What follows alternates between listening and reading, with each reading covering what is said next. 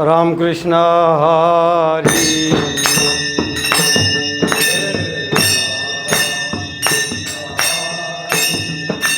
हरी जय जय राम कृष्ण हरी.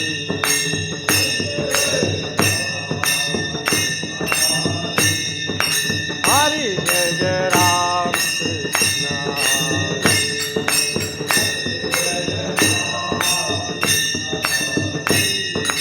हरि जय जय राम कृष्ण.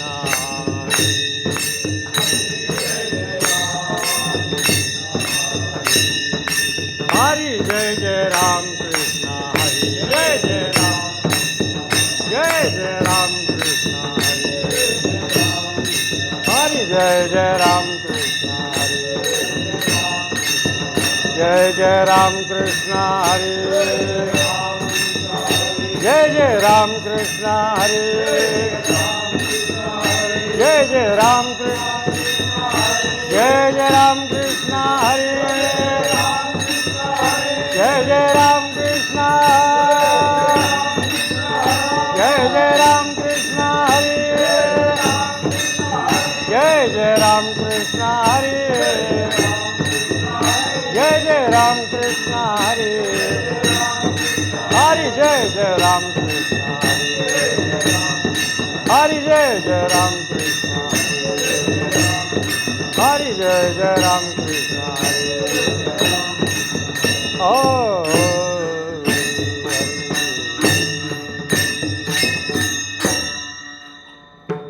रूप पाहता लूच.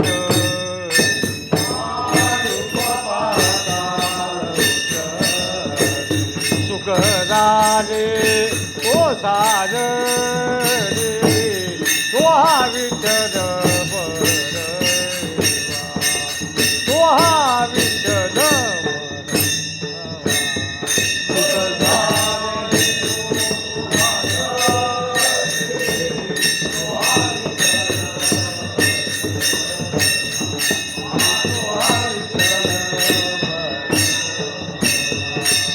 तो हमारे बरवा.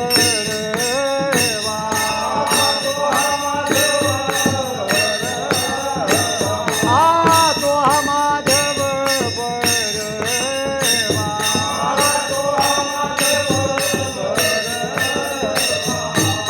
तो हा विठ्ठल बरवा. तो हा विठ्ठल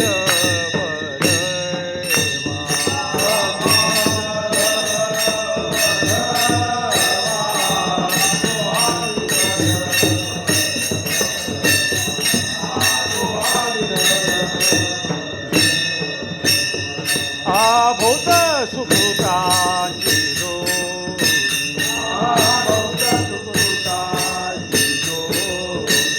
म्हणून विठ्ठली आवडी. तो हा विठ्ठल बरवा. तो हा विठ्ठल बरवा. म्हणून आवडी. तो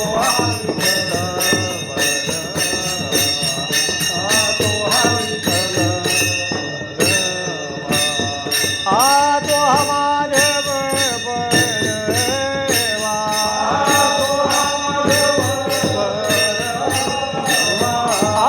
तो हमारे बरवा.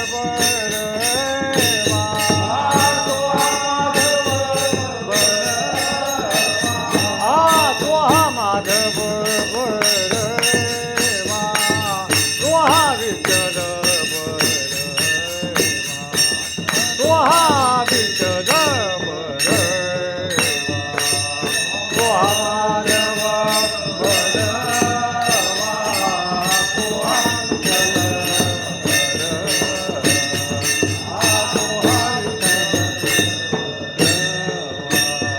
सर्व सुखाचे आगर.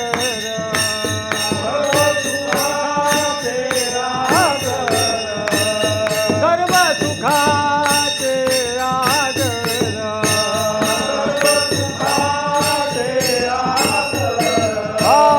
बाप रखुमा देवीवर बाप रखुमा देवीवर बाप रखुमा देवीवर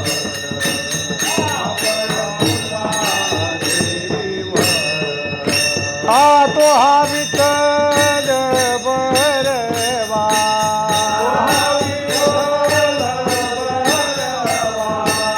तो हा विठ्ठल बरवा हा तो हा माधव बरवा तो हा माधव बरवा तो हा माधव बरवा तो हा माधव जय वा जय जय राम कृष्ण हरी जय जय राम कृष्ण जय जय राम कृष्ण हरी जय जय राम कृष्ण जय जय राम कृष्ण हरी जय जय राम कृष्ण हरी जय जय राम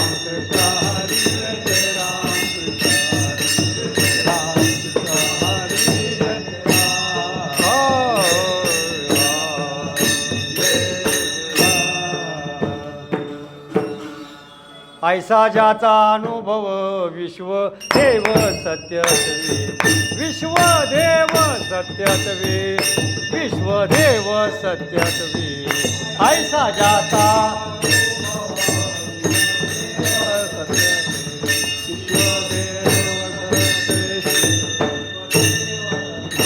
हा देवतया जवळी असे देवतया जवळी असे देवतया जवळी असे पापनाशे दरुशने पापनाशे दरुशने पापनाशे दरुशने देवतया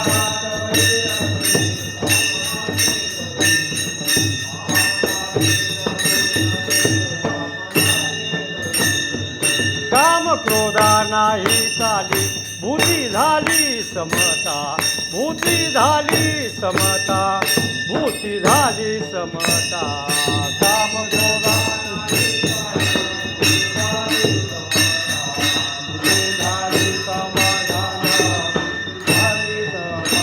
हा देवतया जवळी असे देवतया जवळी असे देवतया जवळी असे पापनाशे दरुशने पापनाशे दरुशने पापनाशे दरुशने देवतया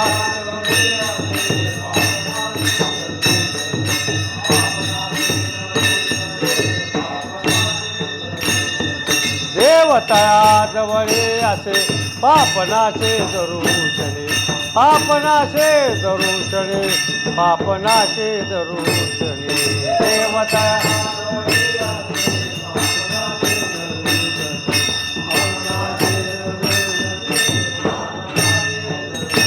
हा तुका म्हणे भेदा भेद गेले वाद खंडोनिया गेले वाद खंडोनिया गेले वाद खंडोनिया तुका म्हणे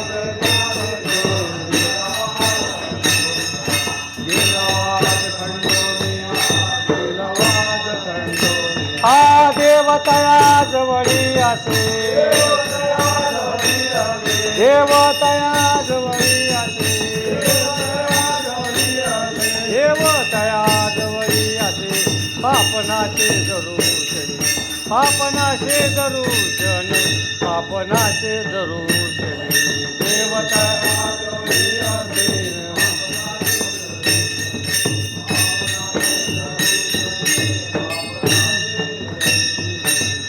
ढोबार कुमाई जय जय ढोबार कुमार जय जय ढोबार कुमार जय जय ढोबार कुमार जय जय ढोबार कुमार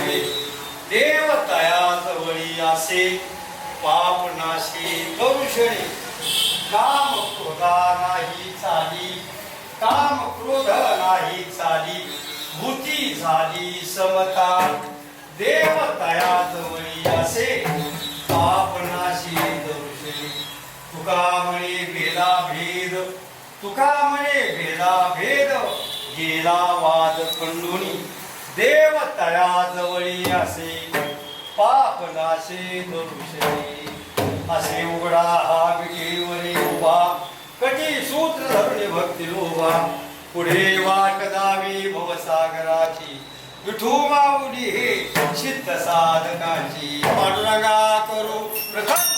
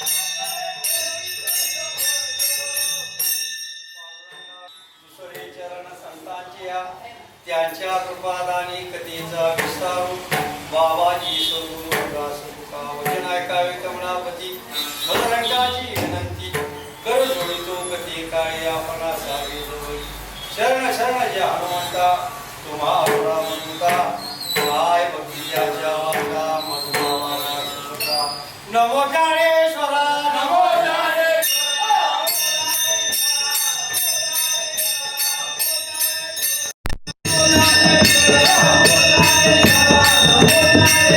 शिवरंजी उदारा सोपान देवा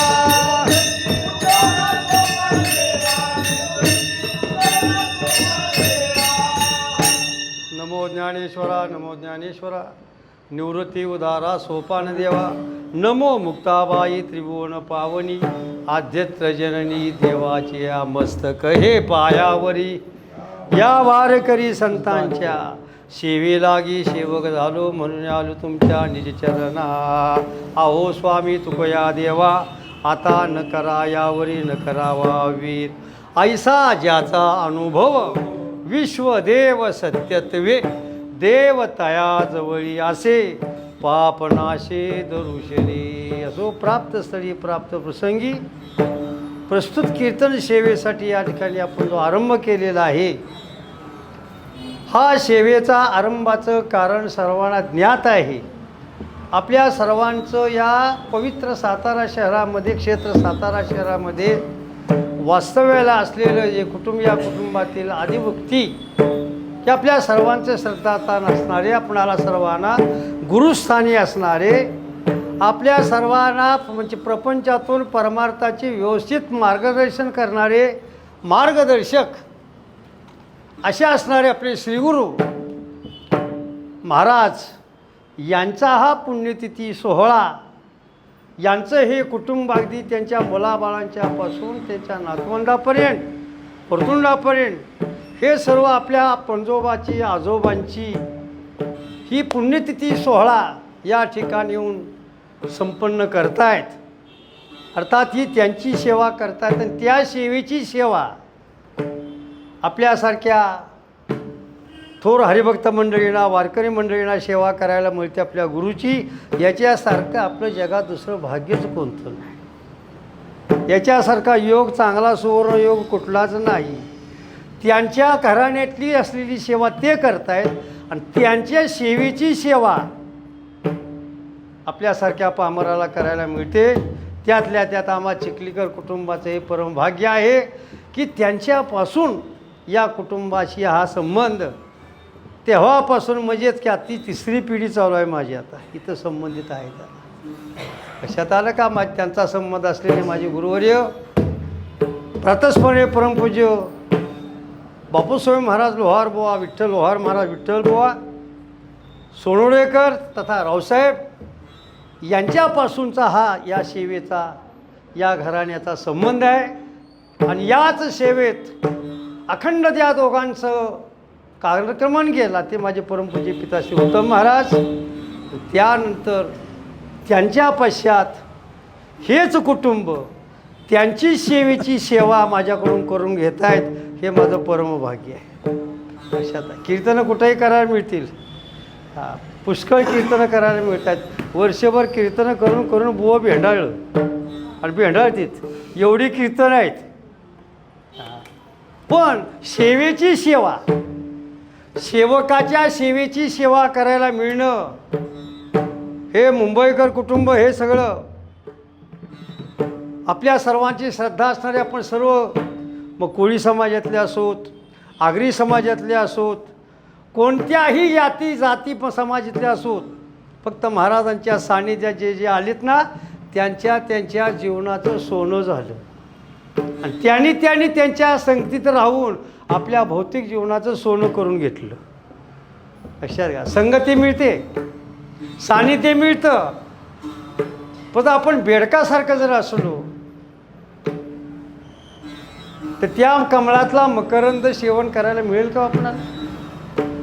भगवद्गीतेमध्ये ज्ञानेश्वरीमध्ये ओवे आहेत का ज्याच्या सान्निध्यात आहे, ज्याच्या संगतीत आहे, त्याच्यावर पहिली गोष्ट म्हणजे आपली श्रद्धा पाहिजे.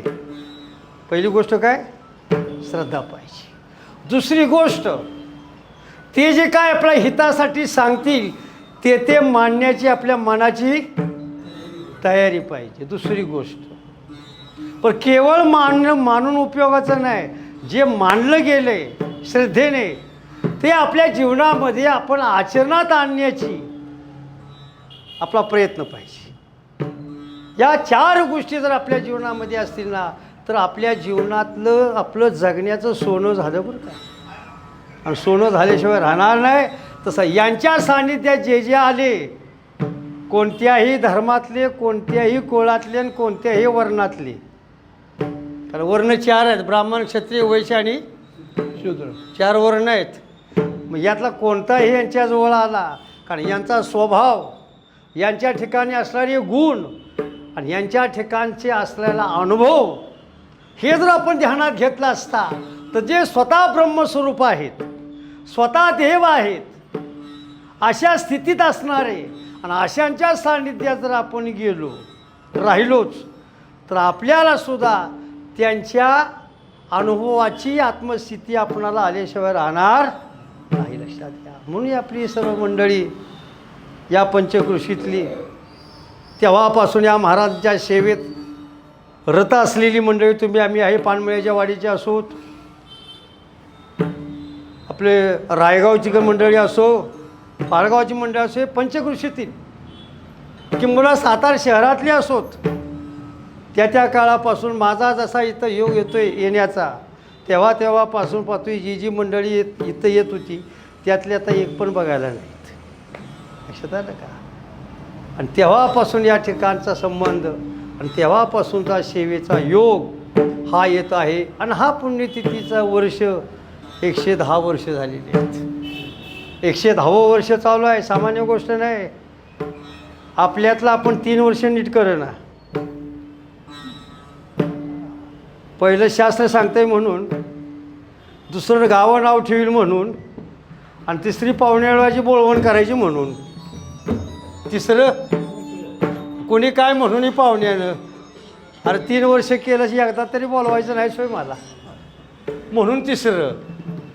पण सगळ्या लक्षात ठेवा, 100 वर्ष 110 वर्ष होऊन गेली त्यांच्या पुण्यतिथी सेवा या ठिकाणी चाललेल्या आहेत. म्हणजे आजा गेला पंजा गेले, नातू परतून तेही तशीच आहेत. गेले नाहीत म्हणायचे बरं का त्यांना. नातू पण तो कशी घाली होता तेही तसेच. का जे घराण्यात संस्कार असतात ना आपल्यावर त्याप्रमाणे आपली वृत्ती निर्माण होते. दया तैसा संग तया तैसा देव, तया तैसा होय पांडुरंग. आपल्या जसा आपला संघ असेल तसं आपली बुद्धी होते, आपलं मन होतं आणि आपली वृत्ती होते. लक्षात घ्या. तसं या ज्यांच्या संगतीत राहू ना, तसं या कुटुंबाच्या संगतीत आपण आलोत, आपल्या जीवनाचं सोनं झालं. आणि हाच अनुभव तुकोबाराज. परिणाम काय यांच्यात होतो, अशांच्या संगतीत राहणारे परिणाम काय होतो, तर जगरूपाने असलेला देव अस्तित्वात येतो. वास्तविक जगाचं ठिकाणं सांगतं देवाचा. या देवाचा ठिकाणं कुठे आहे? ज्या देवाची आपण भक्ती करतोय किंवा ज्या देवाची उपासना करायची आहे, ज्या देवाचं ज्ञान आवश्यक आहे, तो देव आहे कुठं? आहे कुठं नेमका? साताऱ्यात, कोल्हापुरात, अमेरिकेत कुठं आहे देव? कुठं आहे तरी कुठं देव?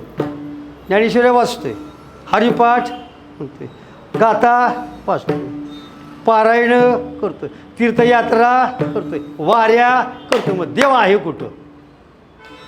देव आहे कुठं तू जगात? या आणि जिथं देव आहे तिथली स्थिती आणि ज्यांच्या जे देव आहे त्यांचा स्वभाव. प्रामुख्याने देव जर पाहायला गेलं तर सगळ्या जगात आहे. वारा नाही कुठं पाहायला घडी काढा तेवढी, कारण माझं लक्ष तिकडं जातं आहे. लक्षात आलं? कीर्तनात बसताना अटेन्शनमध्ये बसायचं आहे. कसं अटेन्शन? मिलिटरीला स्थितीसारखं. मिलिटरीत पायावर तिडे घालून बसून युद्ध करता येईल का?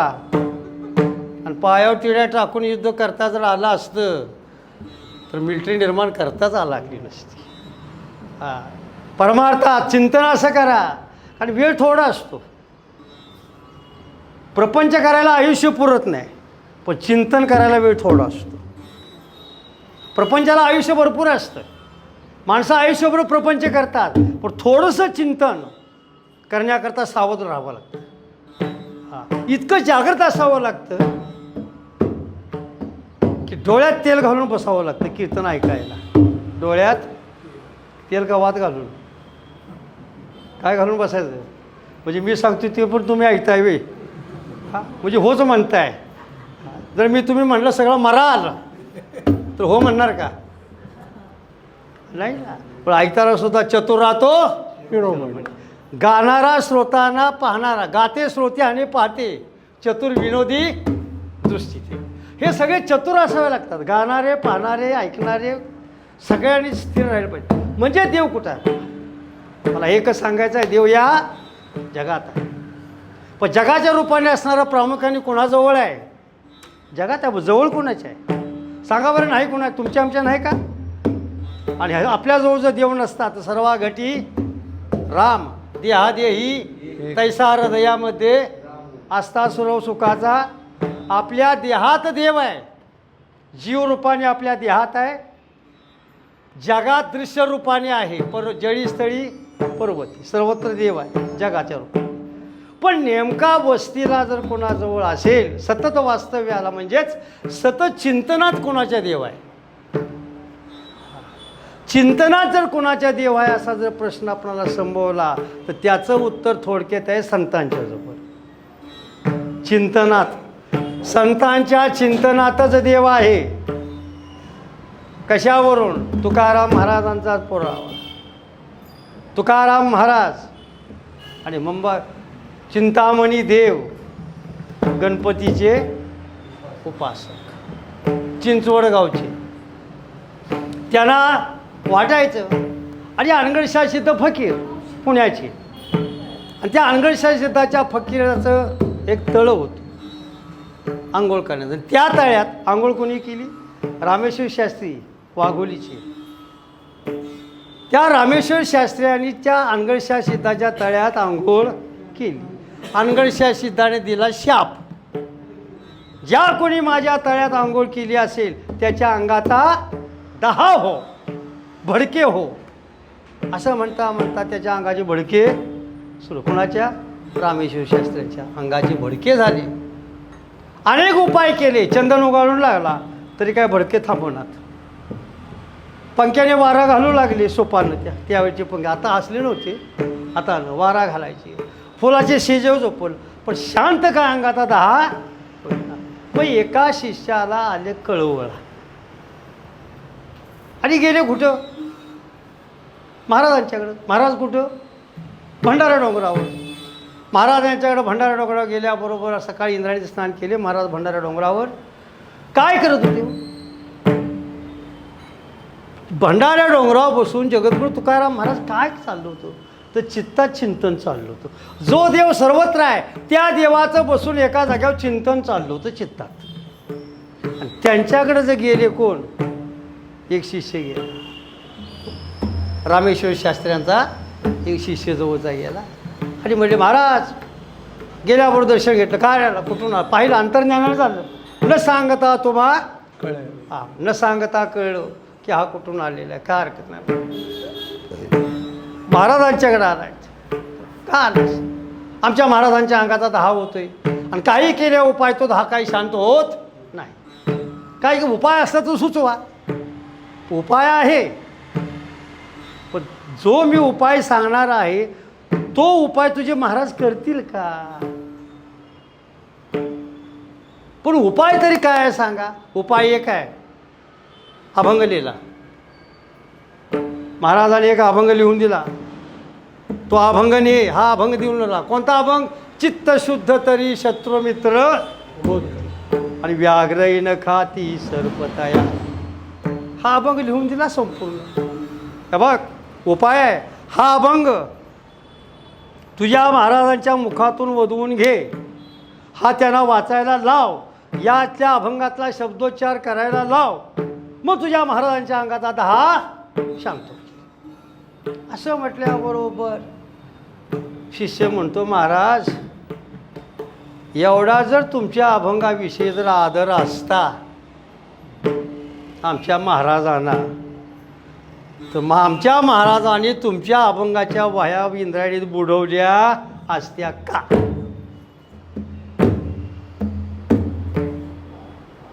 बरोबर. म्हणजे तुझे महाराज अभंग वाचणार नाहीत, अभंग वाचणार नाहीत, पण दहाही शांत होणार नाही. जा हो चालता. अहो तसं करू नका, तसं करू नका, काहीतरी उपाय करा, युक्ती काढा. मग त्याने युक्ती काय काढली? हे बघ, तुझे महाराज नेम करतात का? दररोज पोथी वाचतात का? तर वाचतात. मग असं कर, उद्याचं पोथीतलं वाचन कुठपर्यंत आलं तुला माहिती आहे का? आहे की माहिती? आहे ना माहिती? मग उद्याच्या जिथपर्यंत वाचायला आली ना पोथीतलं पान, तिथं हे माझ्या अभंगाचं पान खुपसून ठेव, तिथपर्यंत नेऊन ठेव. म्हणजे तुझ्या महाराजांना वाटेल की हे माझ्या वाचनातलंच आहे. असं म्हणून का होणार त्यांच्या मुखातून माझा अभंग निघेल आणि तुझ्या महाराजांचा दहा शांत. तोपर्यंत इकडं महाराज उलटं पालतं. दया आली ना, अंतःकरणामध्ये दया आहे. कुणाचंही कल्याण व्हावं ही फक्त संतांचेच मनोगत असतात. न पाहे याती कुळाचा विचार, भक्त करुणा कर ज्ञानाबाई. ज्ञानोबारायांच्यापासून जगद्गुरू तुकोबारायांच्यापर्यंत जेवढ्या महाराष्ट्रामध्ये संत होऊन गेले ते सर्व संत याच स्वभावाचे आणि याच गुणाचे आहेत. त्यांच्याजवळ जे जे गेले त्यांनी आपल्यासारखंच करून ठेवलं. कुणीही असो, पापी असो, दुराचार्य असो, मूढ असो, भोगी असो, रोगी असो, कुणीही महाराजांच्या जवळ गेल्यानंतर त्यांनी आपल्यासारखं केले. त्याप्रमाणे हा महाराजांचा घेऊन अभंग आला. त्या आपल्या महाराजांच्या पोथी वाचण्याच्या वाचनात ते पान खुमसून ठेवलं. महाराजांनी आंघोळ केली, अंगाचा भडका धाव होतोय, पठण करत बसलेले आहेत, पोथी पुढ्यात घेतलेली आहे. वाचनाला पान उघडलं नियमाचं, तर त्यात नियमातलं वाचनातलं पान नव्हतं. तर हेच पान उघडलं आणि त्याच पानातलं पहिल्या अभंग अक्षर त्यातला शब्द उच्चारला. चित्त शुद्ध तरी शत्रुमित्र होती आणि व्याघ्र न खाती सर्पतया. पहिल्या तुकाराम महाराजांच्या अभंगाचं चरण जसं उच्चारलं तसं शरीरातला दहा शांत कमी झाला. थोडा कमी होत आला. पहिलं उच्चारलं, दुसरं उच्चारले, तिसरं चरण उच्चारलं आणि चौथं चरण कोणतं असतं? तुका म्हणे म्हटल्यावर धाताश गरघाळ शरीर पडलं आणि मग चमत्कारले. काय म्हणले? हा एकाएकी हा दहा कशाने शांत झाला? एकाएकी दहा कशाने बरं शांत झाला? मागं शिष्य उभा होता. त्याने सांगितलं, म्हणजे महाराज हा तुमच्या अंगाचा एकाएकी 10 कशाने जर शांत झाला असेल तर तुकाराम महाराजांच्या अभंगाच्या उच्चाराने झाला. काय म्हणतोस काय म्हणतोस? अभंगाचा उच्चार अरे हे राज करा. हो थांबा थांबा थांबा, खवळू नका. अंगाराचा गुण आलाय ना, गुण झाला ना, अंगाचा 10 शांत झाला ना, मग हे तो पाठ कसा आला? अजून तसंच सांगतो म्हटली, महाराज तुमची तळमळ मला पाहावं ना. फकीराचा दिलेला शाप आणि त्या शापाने झालेला अंगाचा 10 आणि त्यानं तडपडत होता हे मला पाहवलं नाही. मला दया आली आणि उपचार केले पण काही गुण येईना. शेवटी मला दया आली म्हणून मी पळत गेलो कुठे, देहू गावाला. महाराज कुठे, भंडारा डोंगरावर गेलो आणि महाराजांच्या जवळ जाऊन त्यांच्या कानावर गारानं घातलं तुमचं. अशी आमच्या महाराजांची परिस्थिती आहे. तेव्हा काहीतरी उपाय सुचवा. महाराजांनी उपाय काढला, तो असला काढला, पण तुम्ही वाचणार नाही हे मला माहिती होतं ना. विचार करा, जे सतत नावं ठेवणारं स्तुती करील वय. सतत महाराजांना नावं ठेवण्यात आयुष्य गेलं. त्या काळची मंडळी होती, ते सगळ्यांची नावं ठेवण्यातच आयुष्य गेलं. गावचा पाटील, त्याचं तर काम तेच. पाटलाचं काम काय, विठ्ठल दिला ना. तसं महाराजांना सुद्धा नावं ठेवली. मंबाजीबा पाटील, रामेश्वर शास्त्री, सालो मालो, 2 संन्यासी, 5वा अनगडशाही तर फकीर. ही 5 माणसं अशी पंचकृषीत होती तिथं की त्यांना बुवाचं कधीच बरं वाटलं नाही. महाराजांचं कधी बरं वाटलं का त्यांच्यापेक्षा त्यांची कीर्ती जास्त पसरू लागली. कारण आपण या क्षेत्रातले असून, एवढे श्रेष्ठ असून आपणाला कोणी मानत नाही, आपल्या कोणी पाया पडत नाही, पण हा मात्र असा असणारे त्यांच्या मात्र पायावर लोळण्या घेत आहेत. म्हणून ही कोबाडच गुण आलाय ना, आलाय. मग त्या रामेश्वर शास्त्र्यांना पश्चाताप झाला. मग असं आहे तर मला त्यांच्या भेटीकडे गेलं. मग रामेश्वर शास्त्री दर्शनाकरता आले. तुकाराम महाराज ते. आणि हा प्रसंग त्यांना कळल्याबरोबर इकडं चिंतामणी देवांना वाटलं. सगळ्या गावातल्या पिठानं तळ माकला नाही. ती कठोरी महाराजांच्या बुलीच्या बहिणी भेटली, आपणही त्यांच्या भेटीला जावं असा सगळ्यांचा विचार झाला. आणि तो विचार केलेला महाराजांच्या मनात. विचार करा, मला एकच सांगायचं आहे, ज्यांच्या सतत चित्तात चिंतन, कुणाचं, नामाचं, विठ्ठल नामाचं चिंतन, जे स्वतः ब्रह्मरूप आहे, तेच या ठिकाणी अभंग सांगतात की त्यांच्याच जवळ देव आहे. मग आपल्याजवळ देव नाही कसा? आपलं त्याचं चिंतनच नाही का? आपल्या देव आहे, आपल्याला देवाशिवाय आपण जगू शकत नाही. आपल्या देव आहे, पण आपल्या देव असलेलं चिंतन आपलं कमी आहे. आपल्यात कोण आहे? आपल्या दुसरं चिंतन जास्त चालू असतं, देवाचं कमी. आणि हा ज्या वेळेला अनुभव येतो आणि त्याच्याशिवाय देव तया जवळी असे. म्हणून आईसा ज्याचा अनुभव विश्व देव सत्यत्वे, देव तया जवळी असे, पापनाशी दरुशने. आणि अशाच्या दर्शनानं काय होतं? पाप नाहीसं होतं. कारण सुखात जगण्याकरता आपल्या जवळचं आहे ते जावं लागतं. आपल्याला सुख मिळावं असं वाटतं, पण सुख मिळण्याकरता आपल्या जवळचं आहे ते जावं. आपल्याजवळ काय आहे सांगा ना? आपल्याजवळ काय आहे?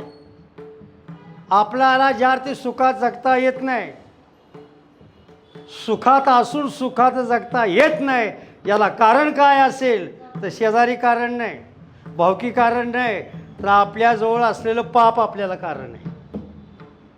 आपल्याजवळ असलेलं पापच आपल्याला कारण आहे. मग आपल्याजवळ आहे ते आपल्याला नाही झालं पाहिजे ना. पण ते घालवण्याकरता दर्शन कोणाचं तरी घेतलं पाहिजे की. एक तो दोघांचं दर्शन घ्या, तिघांचं. पहिलं दर्शन कोणाचं घ्या?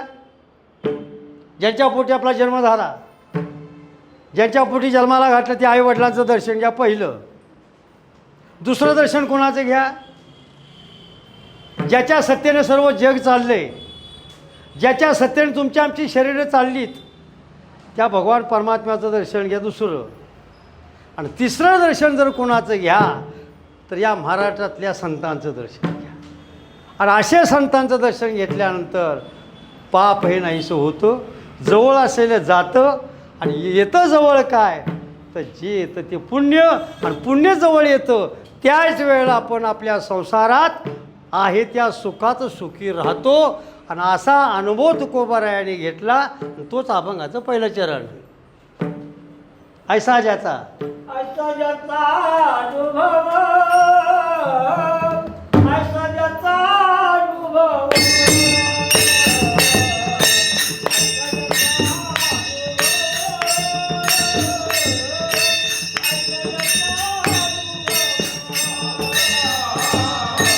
ऐसा ज्याचा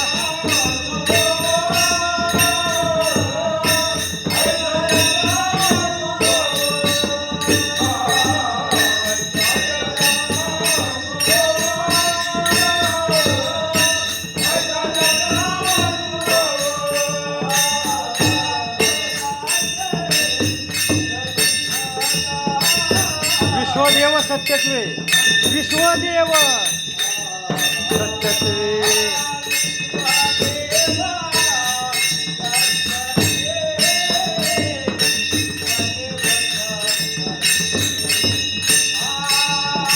देवता जवळी विश्वदेव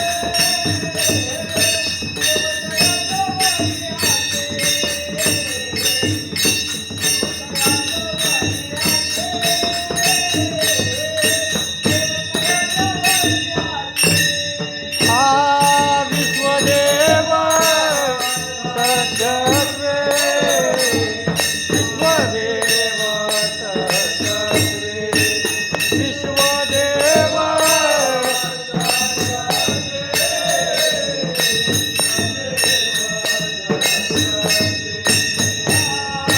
देवतया जवळी आजे देवतया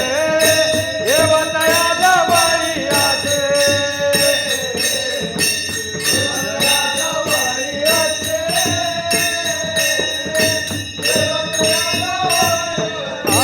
आजे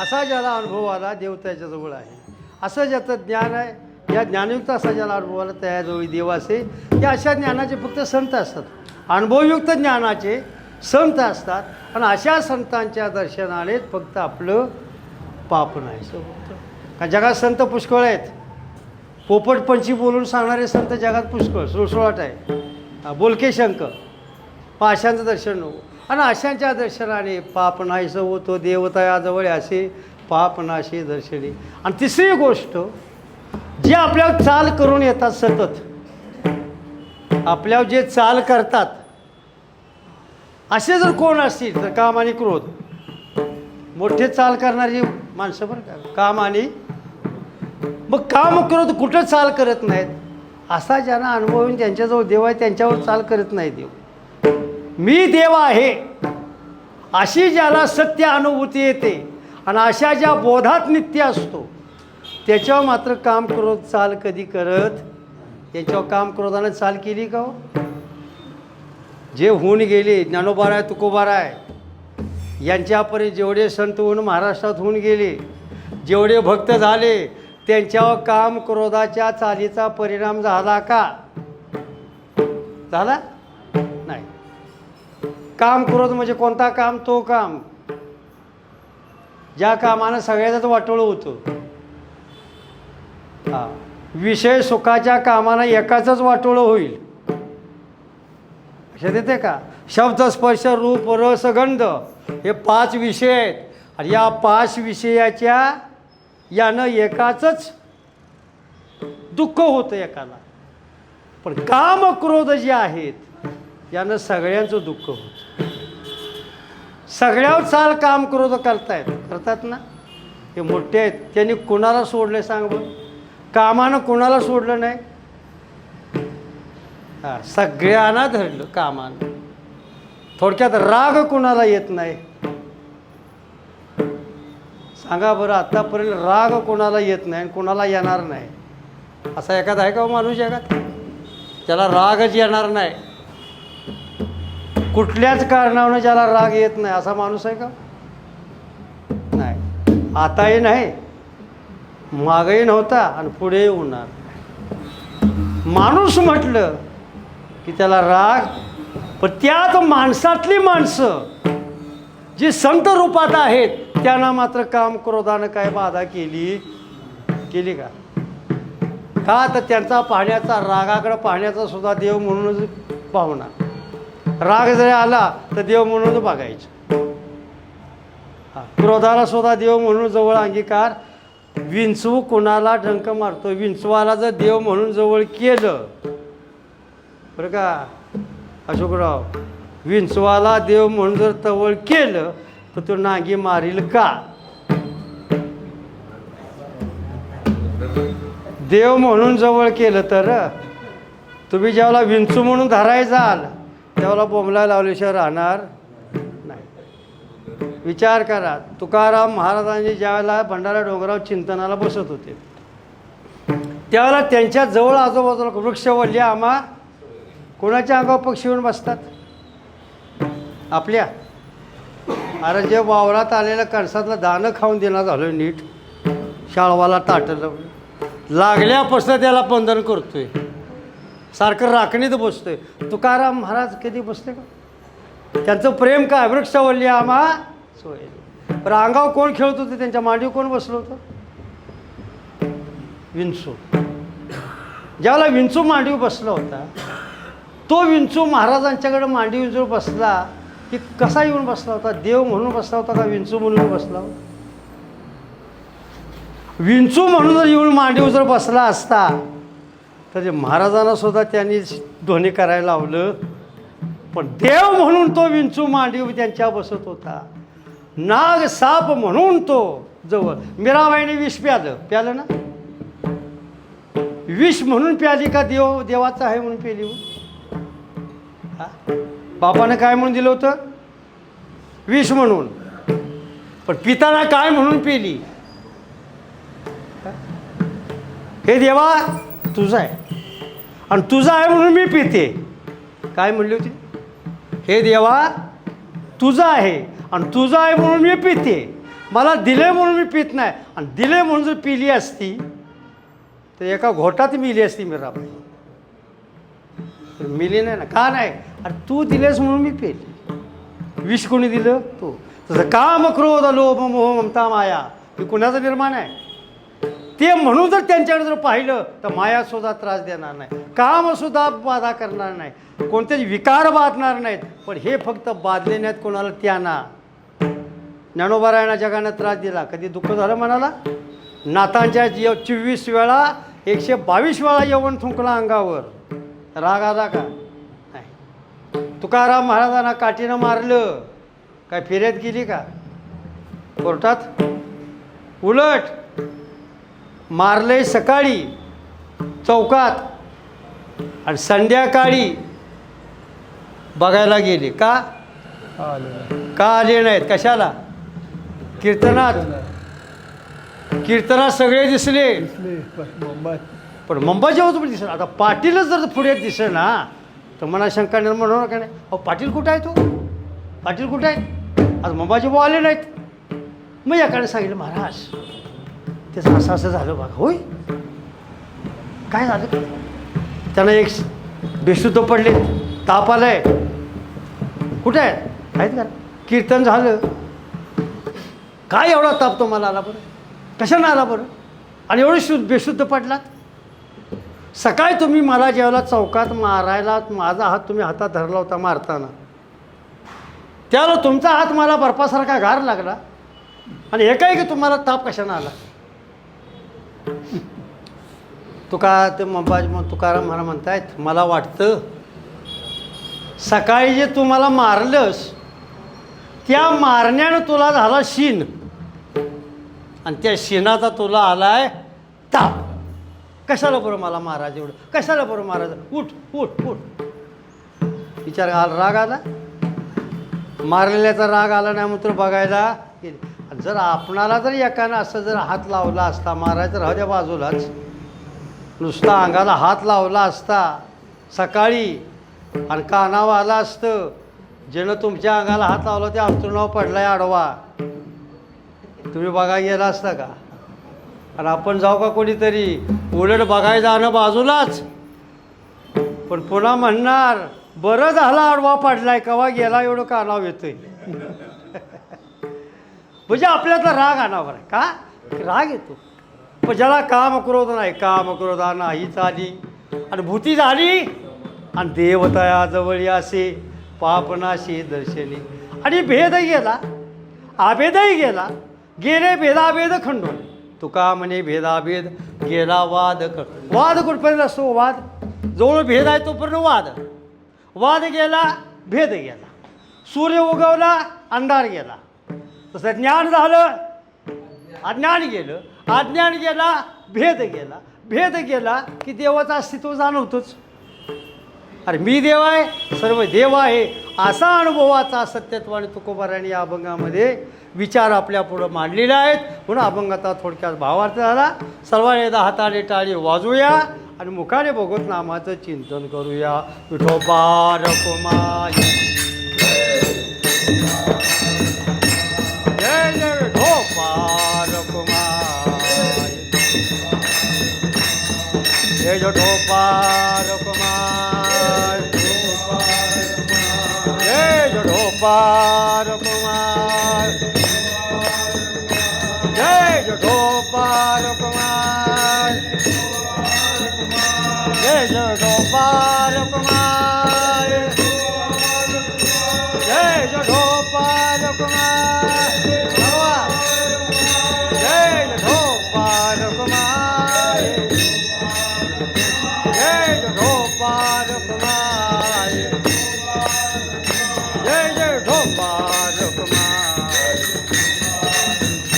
जय विठोबा रखुमाई बोला पुंडरी वरदे श्री जानदेव तुकार विठोबा रखुमाई जय विठोबा रखुमाई जय विठोबा रखुमाई हो हरी ऐसा ज्याचा अनुभव ऐसा ज्याचा अनुभव विश्वदेव सत्यत्वे विश्वदेव सत्यत्वे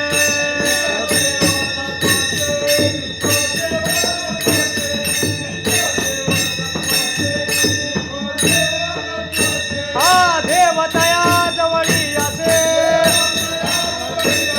देवतया जवळी असे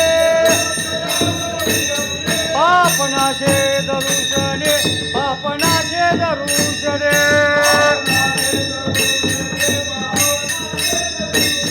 पापनाशे दरु नाशे दरुशने ढळा विढळा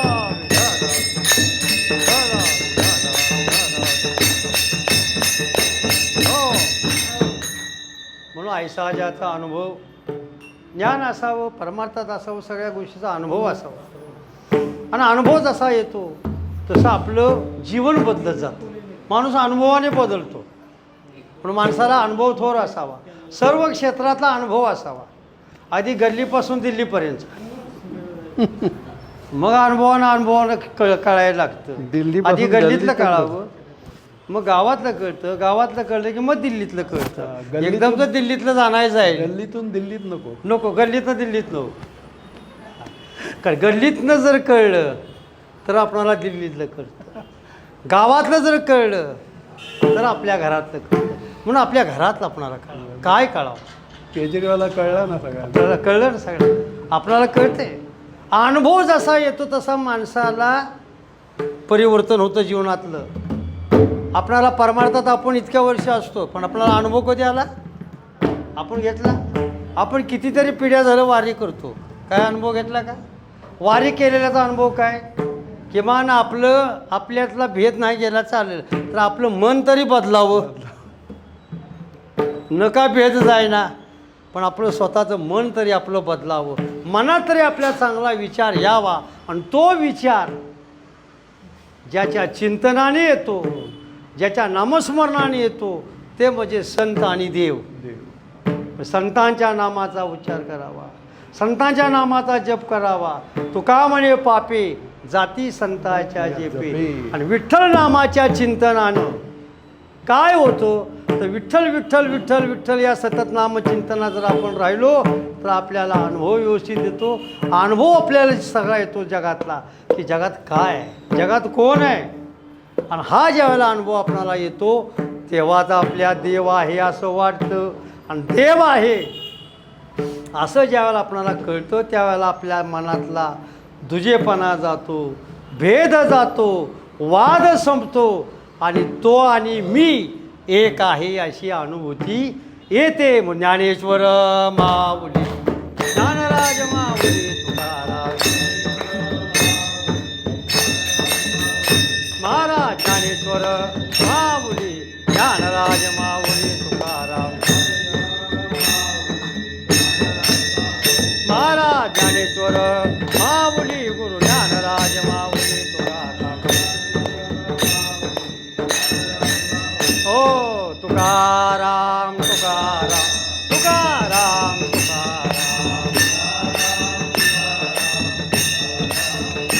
हा तुकाराम तुकाराम तुकाराम तुकाराम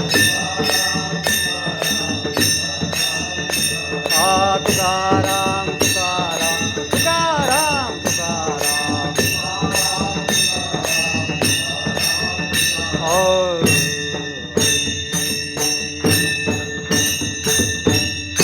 तुका म्हणे भेदाभेद गेला वाद खंडोनी, देव तयाजवळ असे पापनाशे दर्शनी असो.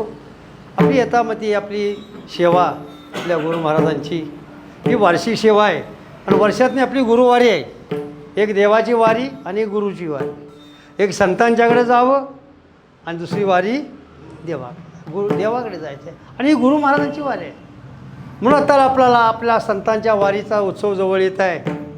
ज्ञानोबा तुकोबारायांचा पालखी सोहळा आषाढ वद्य अष्टमी 18-19. आपण तिकडं आपले डोळे लागलेत, आपणाला वारीचा वेध लागलेला आहे. आणि ही महावारी आहे. आणि त्या महावारीमध्ये आपण सामील होण्याकरता आत्तापासून आपल्या मनाची तयारी करतो आहे. कारण आत्तापासून केव्हा मनाची तयारी करावी तेव्हा कुठं 2 पावलं चालायचं मन निपतं. ज्या त्या दिवशी बघू म्हटलं का नाही, बघू की त्या दिवशी चालायचा प्रयत्न करू. हा आत्तापासूनच निघायचा प्रयत्न करायचा. ज्येष्ठ शुद्ध एकादशीपासून तयारी करावी, तेव्हा कुठं अष्टमीला आपला आळंदीत मुक्काम जाऊन पडल. आणि जायचं त्या दिवशी जर मुक्काम केलाच तर 2-3 हुमरा आड आल्याशिवाय राहत नाही. ती पहिला हुमरा कोणाचा येतो? पहिला हुमरा कोणाचा? घराचा का बायकोचा? हा पहिला हुमरा बायकोचा, दुसरा हुमरा घराचा आणि तिसरा हुमरा गावाचा. आता करून करून भागला आणि लागला देवपूजाला निघाला. तो तिसरा हुमरा गावाचा आणि घराचा हुमरा तिथनं निसाटला. समजा पहिल्या हुमऱ्यातनं निसाटला तर दुसऱ्या हुमऱ्यातनं पाय कुठं बाहेर पडतोय. बरं कसा बसा जीवा धोंडा ठेवून ओराव धोंडा ठेवून बाहेर पाऊल काढलास, असा 5 पावलं चालत येतोय पाराकडं तर लागलीच पारावली म्हणाला निघाला झाला बोवा आता. म्हणजे पोचतोय का? मग तिथपर्यंत पोचायसाठी विचार कधीपासून केला पाहिजे हो? अगोदरपासून विचार करा. या क्षेत्रात येत असताना अगोदरच विचार करा. अगोदरच विचार करा म्हणजे कुठं करा?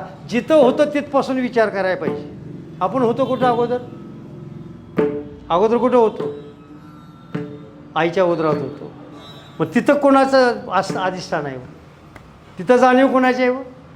जिच्या पोटात आहे ज्याच्यापासून निर्माण झालो त्यांची जाणीव असते का ज्याच्यापासून मी जगात राहतो त्यांची जाणीव असते? आईच्या उदरात जाणीव कोणाची?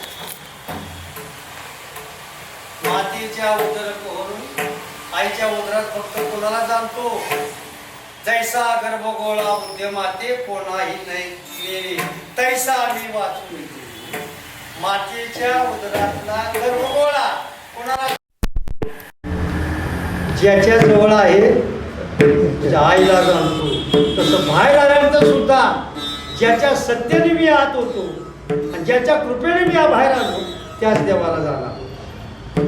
अन्यथा इतराला जाणू नये म्हणून काही नेणू नयान एक विठ्ठलची जाण तुका म्हणे भेदाभेद गेला वाद खंडून देव तया जवळ असे पापनाशे दरुशनी असो.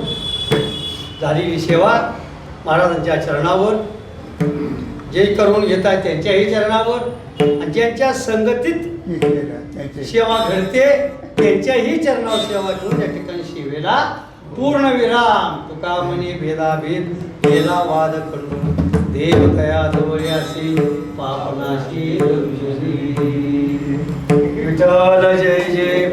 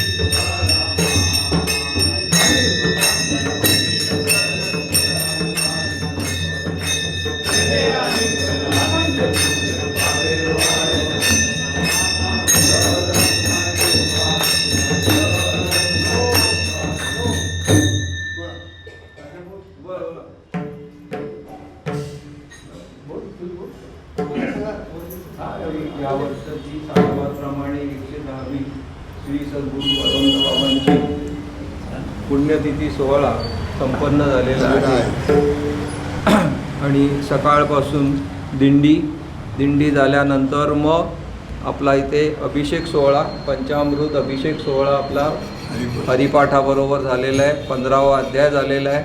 त्याचबरोबर त्याच्यानंतर इथे सातारा पानमाळा मुंबई या ठिकाणून जी आपली शिष्यमंडळी आलेली आहेत त्यांची हजेरी झालेली आहे. हजेरीनंतर मग आपले हरिभक्तपरायण अच्युत महाराज यांची इथे सेवा झालेली आहे आणि आता महाप्रसाद आपला जो फराळ आहे तो होणार आहे. सर्वांनी तो प्रसाद घ्यायचा आहे आणि नंतरच इथली सांगता होणार आहे आणि त्याप्रमाणे पुढची जी वर्दी आहे आपली वारीची ते नंतर सगळ्यांना देण्यात येईल. अकल्पायुष्य व्हावे त्या कृपा माझ्या कल्पनेची बाधा नवमुनिकाय संत मंडळी सुखी असो. अहंकाराचा वारा नला गोदातसा माझ्या विष्णुदासा नामामुळे असावे कल्याण नामगिरीदान पांडुरंगा. कल्पनेची बाधा नवमुनिकाय संत मंडळी सुखी असो. रघुमाई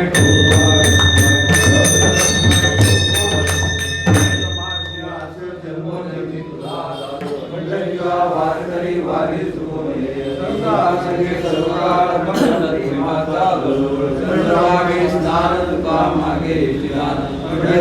वारकरी वारी मागणे ते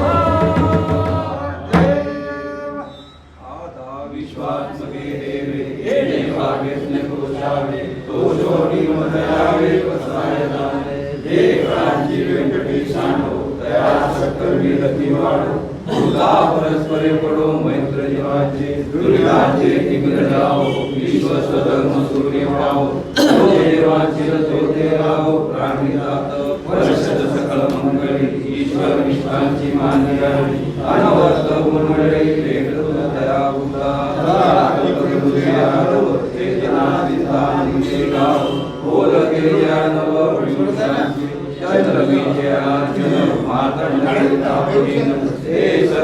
सदा सज्जन सोय होतो किंबहुना सर्व सुखी पूर्ण होती लोकी भजित्वाची कृष्य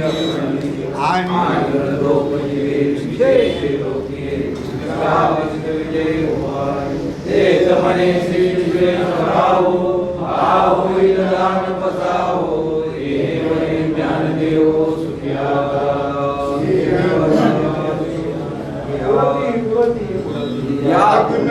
संपत्ती सर्व सुखी सर्वभूती संपूर्ण होईले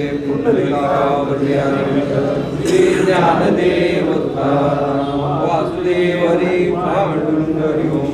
ओम श्री सद्गुरु भगवंत बाबा महाराज की जय.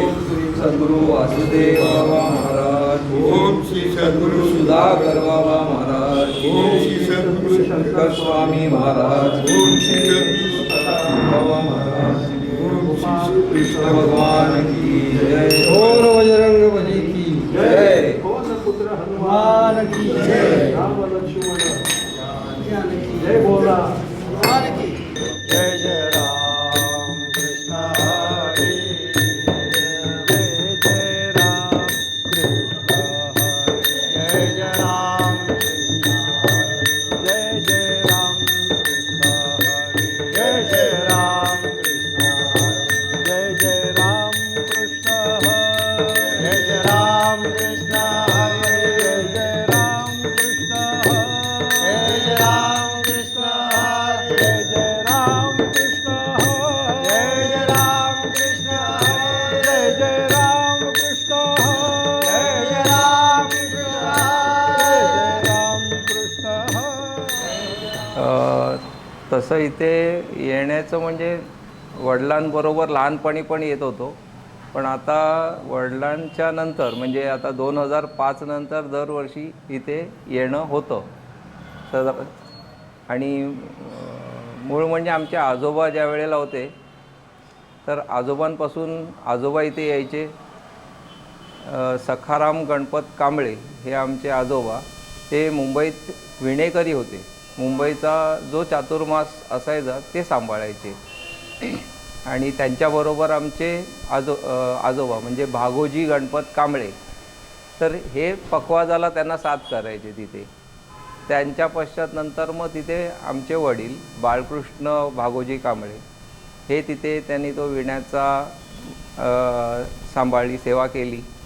आणि त्यांच्या पश्चात आता इतर संत म्हणजे इतर जी आमची मंडळी आहेत, आमचे चारूबुवा आहेत, आता त्यांच्या आधीही काशीनाथ बुवा होते, तेही त्यांनी ते विण्याची सेवा केली.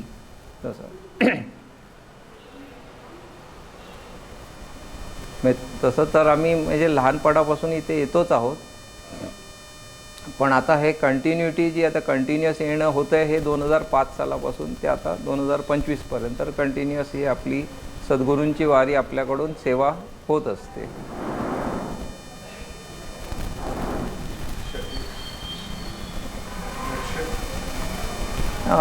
आपल्या बळवंत बाबा मुंबईत जे आले तर ते म्हणजे त्याला 125 वर्ष पूर्ण झाली. शके 1824 श्रावण महिन्यामध्ये आपले सद्गुरू इकडचे म्हणजे वास्कर महाराज आणि शंकर स्वामी त्यांचे जे वंशज, तर त्यांच्या कृपा आशीर्वादाने त्यांना बळवंत बाबांना मुंबईत जी मंडळी आहेत शिष्यमंडळी, तर त्यांना ह्या परमार्थातला म्हणजे हे परमार्थाचं ज्ञान तिकडे त्यात वाढावं.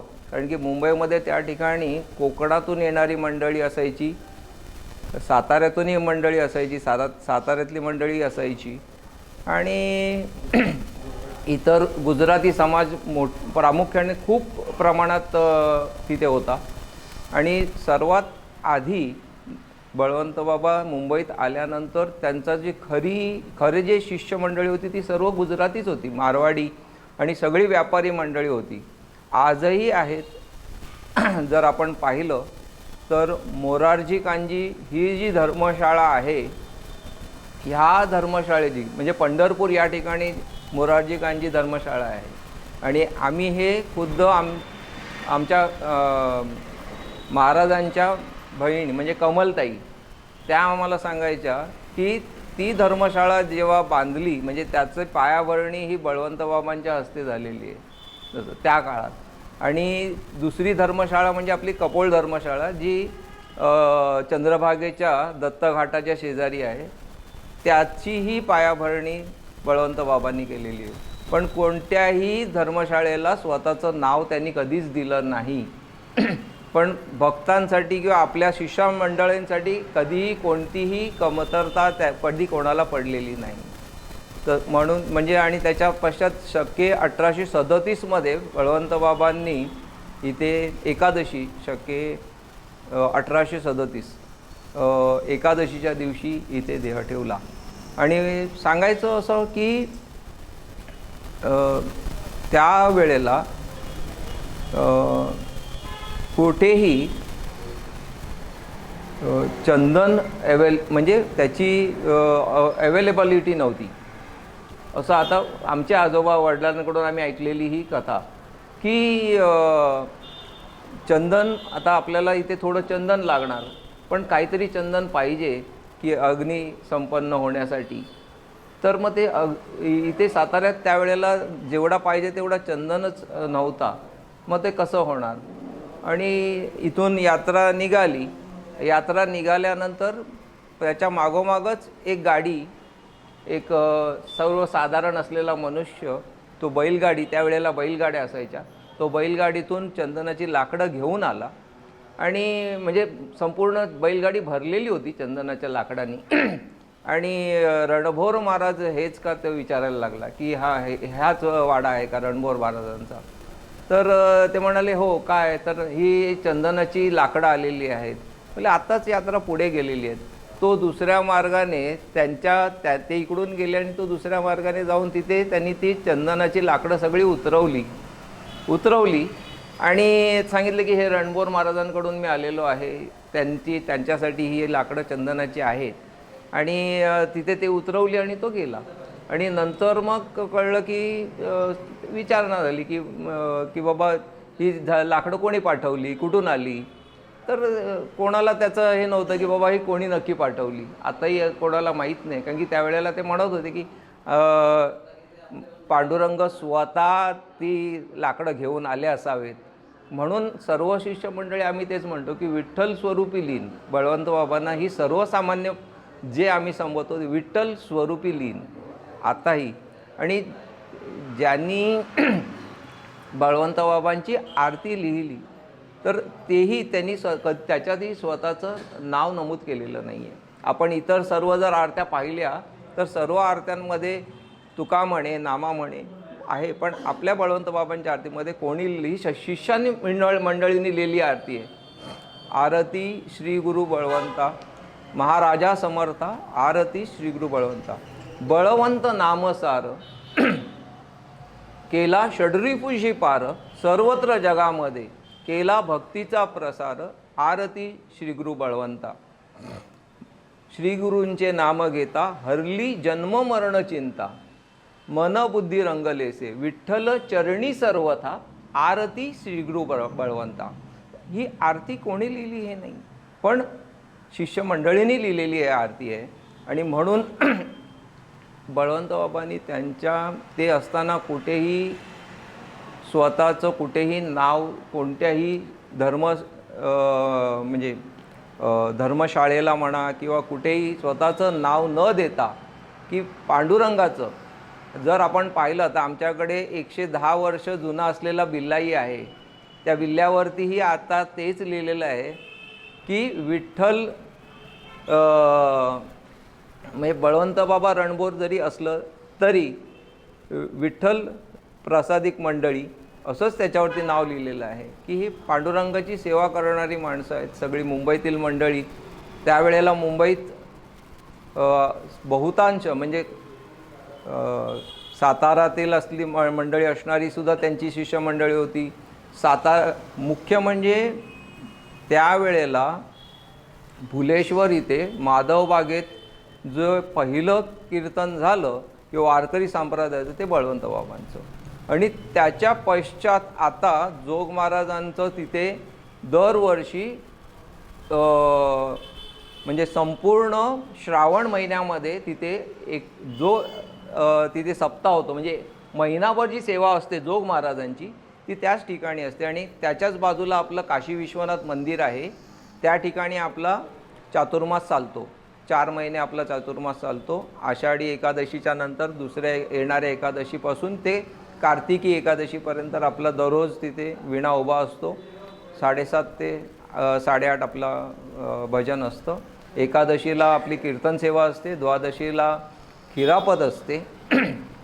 आणि संपूर्ण आताही तिथून नंतर मग खारदांडा ही मंडळी वेगळी झाली, वरळी कोळीवाडा ही मंडळी वेगळी झाली, मांडवी कोळीवाडा ही मंडळी वेगळी झाली. म्हणजे त्याच्या पश्चात बळवंतबाबांच्या नंतर मग ही सगळी मंडळी वेगवेगळ्या ठिकाणी आपापल्या तिथे ही फड परंपरा आहे. ह्या फड परंपरेमध्ये जर आपण पाहिलं प्रामुख्याने तर कीर्तनकार, जर आपण आता पाहिलं तर जेव्हा विठोबा रखुमाई होतं त्यावेळेला कीर्तनकाराला हार दिला जातो, हार घातला जातो. पण फड परंपरेमध्ये तसं चालत नाही. फड परंपरेमध्ये जेव्हा विठोबा रखुमाई होते तर सेवा जी आम्ही करतो ते सद्गुरूंची सेवा करतो किंवा पांडुरंगासमोर करतो आणि त्यामुळे पांडुरंग ती करतो म्हणून वैयक्तिक ती तिथे हार घातला जात नाही, फक्त बुक्का लावला जातो, हार घालत नाही. तर ही फड परंपरा आणि या फड परंपरेमध्ये हा चालत असलेला गेली बळवंतबाबांच्या कृपेने गेली आपली ही 125 वर्ष चालू असलेली ही सेवा आहे. आपल्याबरोबर आता हरिभक्त परायण आमचे मुंबईतील अधिकारी, आमचे सर्वांचे मामा नार्वेकर, महादेव गणपत नार्वेकर तर आपल्याबरोबर आहेत.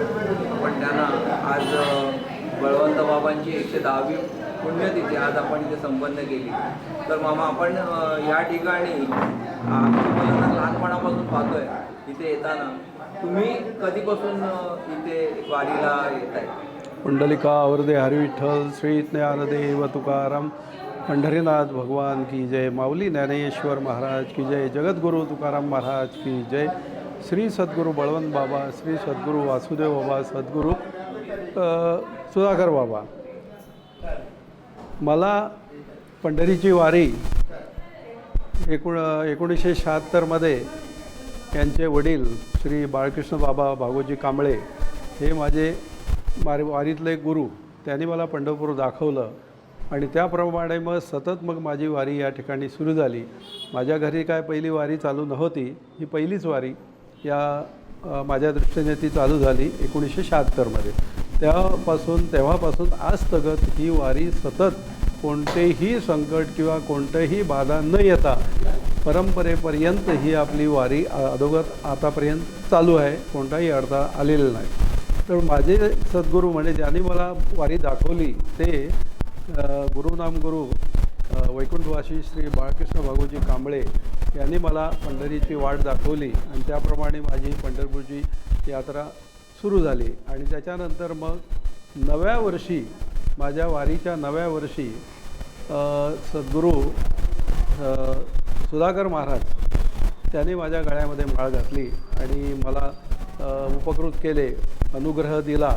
आणि त्याचपासून सद्गुरूंचा इतका प्रेम, इतका विश्वास की त्या विश्वासाने सद्गुरूने आम्हाला या योग्य मार्गाला लावलं आणि त्याच्यामध्ये इतकं जीवन प्रफुल्लित केलं की कोणत्याही बाबीची चिंता किंवा काय गोष्ट उरलेली नाही. आणि सतत हा मार्गक्रम करत असताना आमच्या सद्गुरूंची आम्हाला सतत साथ असायची. कारण आमचे सद्गुरू सुधाकर बाबा आमच्या सचिवालयामध्ये ड्युटीला होते, 3ऱ्या माळ्यावरती त्यांची कॅबिन होती. आणि काही अडचण असली तर मी आणि आमचे कांबळे दादा आम्ही दोघेही तिथे जायचं, त्यांची संपर्क साधायचा आणि काय अडचणी असेल, कुठे काय असेल तर ते सगळ्या निवारण करायचा. आणि त्याप्रमाणे भुलेश्वर, काशी विश्वनाथ मंदिर या ठिकाणी आमचा फड आहे आणि त्या फडावरती आमची ही दर 15वेच्या एकादशीला कीर्तन होते, द्वादशीला खिरापती अभंग होतात आणि त्याच्यानंतर मग आमचा आषाढी एकादशी झाली की मग आमचा चातुर्मास सुरू होतो. चातुर्मास प्रारंभ झाला की तो बरोबर दिवाळीला एकादशी येते, त्या द्वादशीला तिथे तो सोहळा संपन्न होतो आणि त्याच्यानंतर आम्ही मग पंढरीची कार्तिकीची वारी होते. आणि त्याप्रमाणे असा सोहळा आपल्या आतापर्यंत सगळ्या ह्याच्यामध्ये अत्यंत चांगला आणि सुपकर हा सोहळा आमच्या सगळ्या मंडळींचा होतो. त्याचप्रमाणे आमचे आज या 4थ्या पिढीचे आमचे सद्गुरू आहेत, आमचे हरिभक्त पारायण सद्गुरू श्रीकांत महाराज आणि त्याचे छोटे भाऊ कुमार महाराज, ही 2 मंडळी आणि आमचे बळवंतबाबा सातारकरांचं पुरं कुटुंब आज आमच्या मागे पुढे उभा राहून आम्हाला सांभाळतात, प्रत्येक वारीमध्ये प्रत्येक ह्याच्यामध्ये सहकार्य करतात, मार्गदर्शन करतात आणि त्याप्रमाणे आमची वारी उत्तम अगदी उत्तम प्रकारे पार पडते. कोणतीही शंका नाही, कुठलंही काय नाही. असा हा इतका सुंदर सोहळा आज या ठिकाणी तुम्ही पाहिलात की हा जी 110वी पुण्यतिथी सोहळा आज इतका सुंदर गतीने या ठिकाणी पार पडला आणि त्याप्रमाणे पुढचे सगळे सोहळे असेच त्यांच्या कृपाप्रसादाने आनंदात पार पडावे आणि आम्हाला चांगलं उपकृत करावं आणि आमची वाटचाल चांगली करावी. तत्पूर्वी एक छोटंसं एक निवेदन देतो. आमच्या इथे साताऱ्याला दीक्षित महाराज म्हणून होते. दीक्षित महाराज, डॉक्टर दीक्षित, 101 वर्ष त्यांचं आयुष्य होतं आणि हरिपाठ आम्ही छापले होते. आमच्या सद्गुरू सुधाकर महाराजांच्या विनंतीवरून ते हरिपाठ छापले होते. त्या हरिपाठाचं ज्यावेळी उद्घाटन करायचं होतं ते हरिपाठाचं उद्घाटन त्यांच्या हस्ते झालं. त्यांच्या हस्ते झाल्याच्या नंतर मग दीक्षित महाराजाने, मी त्यांना स्वतः जाऊन घेऊन आलो. महाराज म्हणाले, माधव तू जा आणि त्यांना घेऊन ये, कारण त्यांना चालता वगैरे जरा येत नव्हतं. वय 101 वर्ष होती आणि बाबांचा चांगला अनुभव त्यांच्या सान्निध्यातले, बळवंत बाबा सातारकरांच्या सान्निध्यातले असल्याकारणाने त्यांना भरपूर मोठा बळवंत बाबांचा प्रत्यक्ष अनुभव होता आणि त्या अनुभवातून त्यांना इथे आणल्यानंतर त्या हरिपाठाचं उद्घाटन करत असताना आमचे हरिभक्त पारायण कैलासवासी दीक्षित महाराज त्यांनी पांडुरंगाष्टकम हा जो एक त्या ठिकाणी शंकराचार्यांचं धडा आहे, त्याच्यामध्ये शंकराचार्यांचं लिखित आहे. तर त्या पांडुरंगाष्टकमच्या ह्याच्यावरती इतकं सुंदर विधान आणि ते संस्कृत असल्यामुळे ते संस्कृत प्रकृतीच होते, ते त्यांना माहितीच होतं सगळं आणि त्यांनी सुंदर त्याच्यावरती भाष्य केलं आणि आम्हाला समजावून सांगितलं. त्यावेळी महत्त्वाचा मुद्दा म्हणजे ज्यावेळेला बाबाने देह ठेवला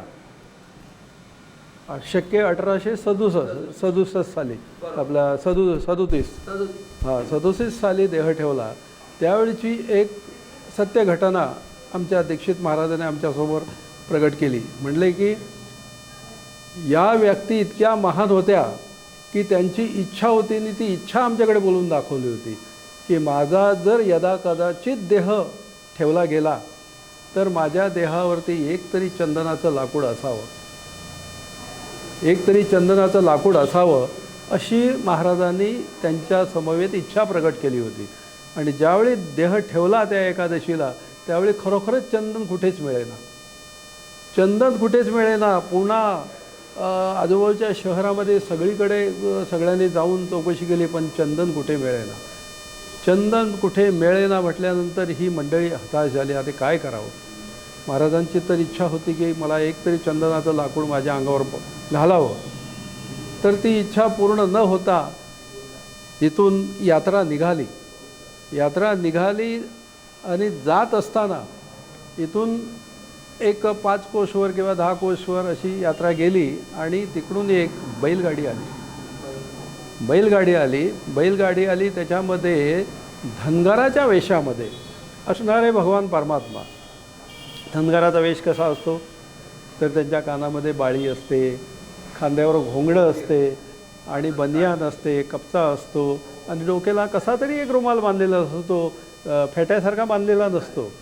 जसं टावेल गावाला शेतकरी लोक गुंडाळतात तसं ते गुंडाळलेलं होतं आणि हातात पंजा त्या बांधतात आणि त्याच्यानंतर त्यांच्या हातामध्ये काठी होती. त्या काठीला काय होतं, घुंगरू होतं आणि ती काठी अशा पेहरावामध्ये ती गाडी इथे आली, बळवंत बाबांच्या समाधीच्या समक्ष इथं आली आणि विचारणा केली की यात्रा कुठपर्यंत गेली.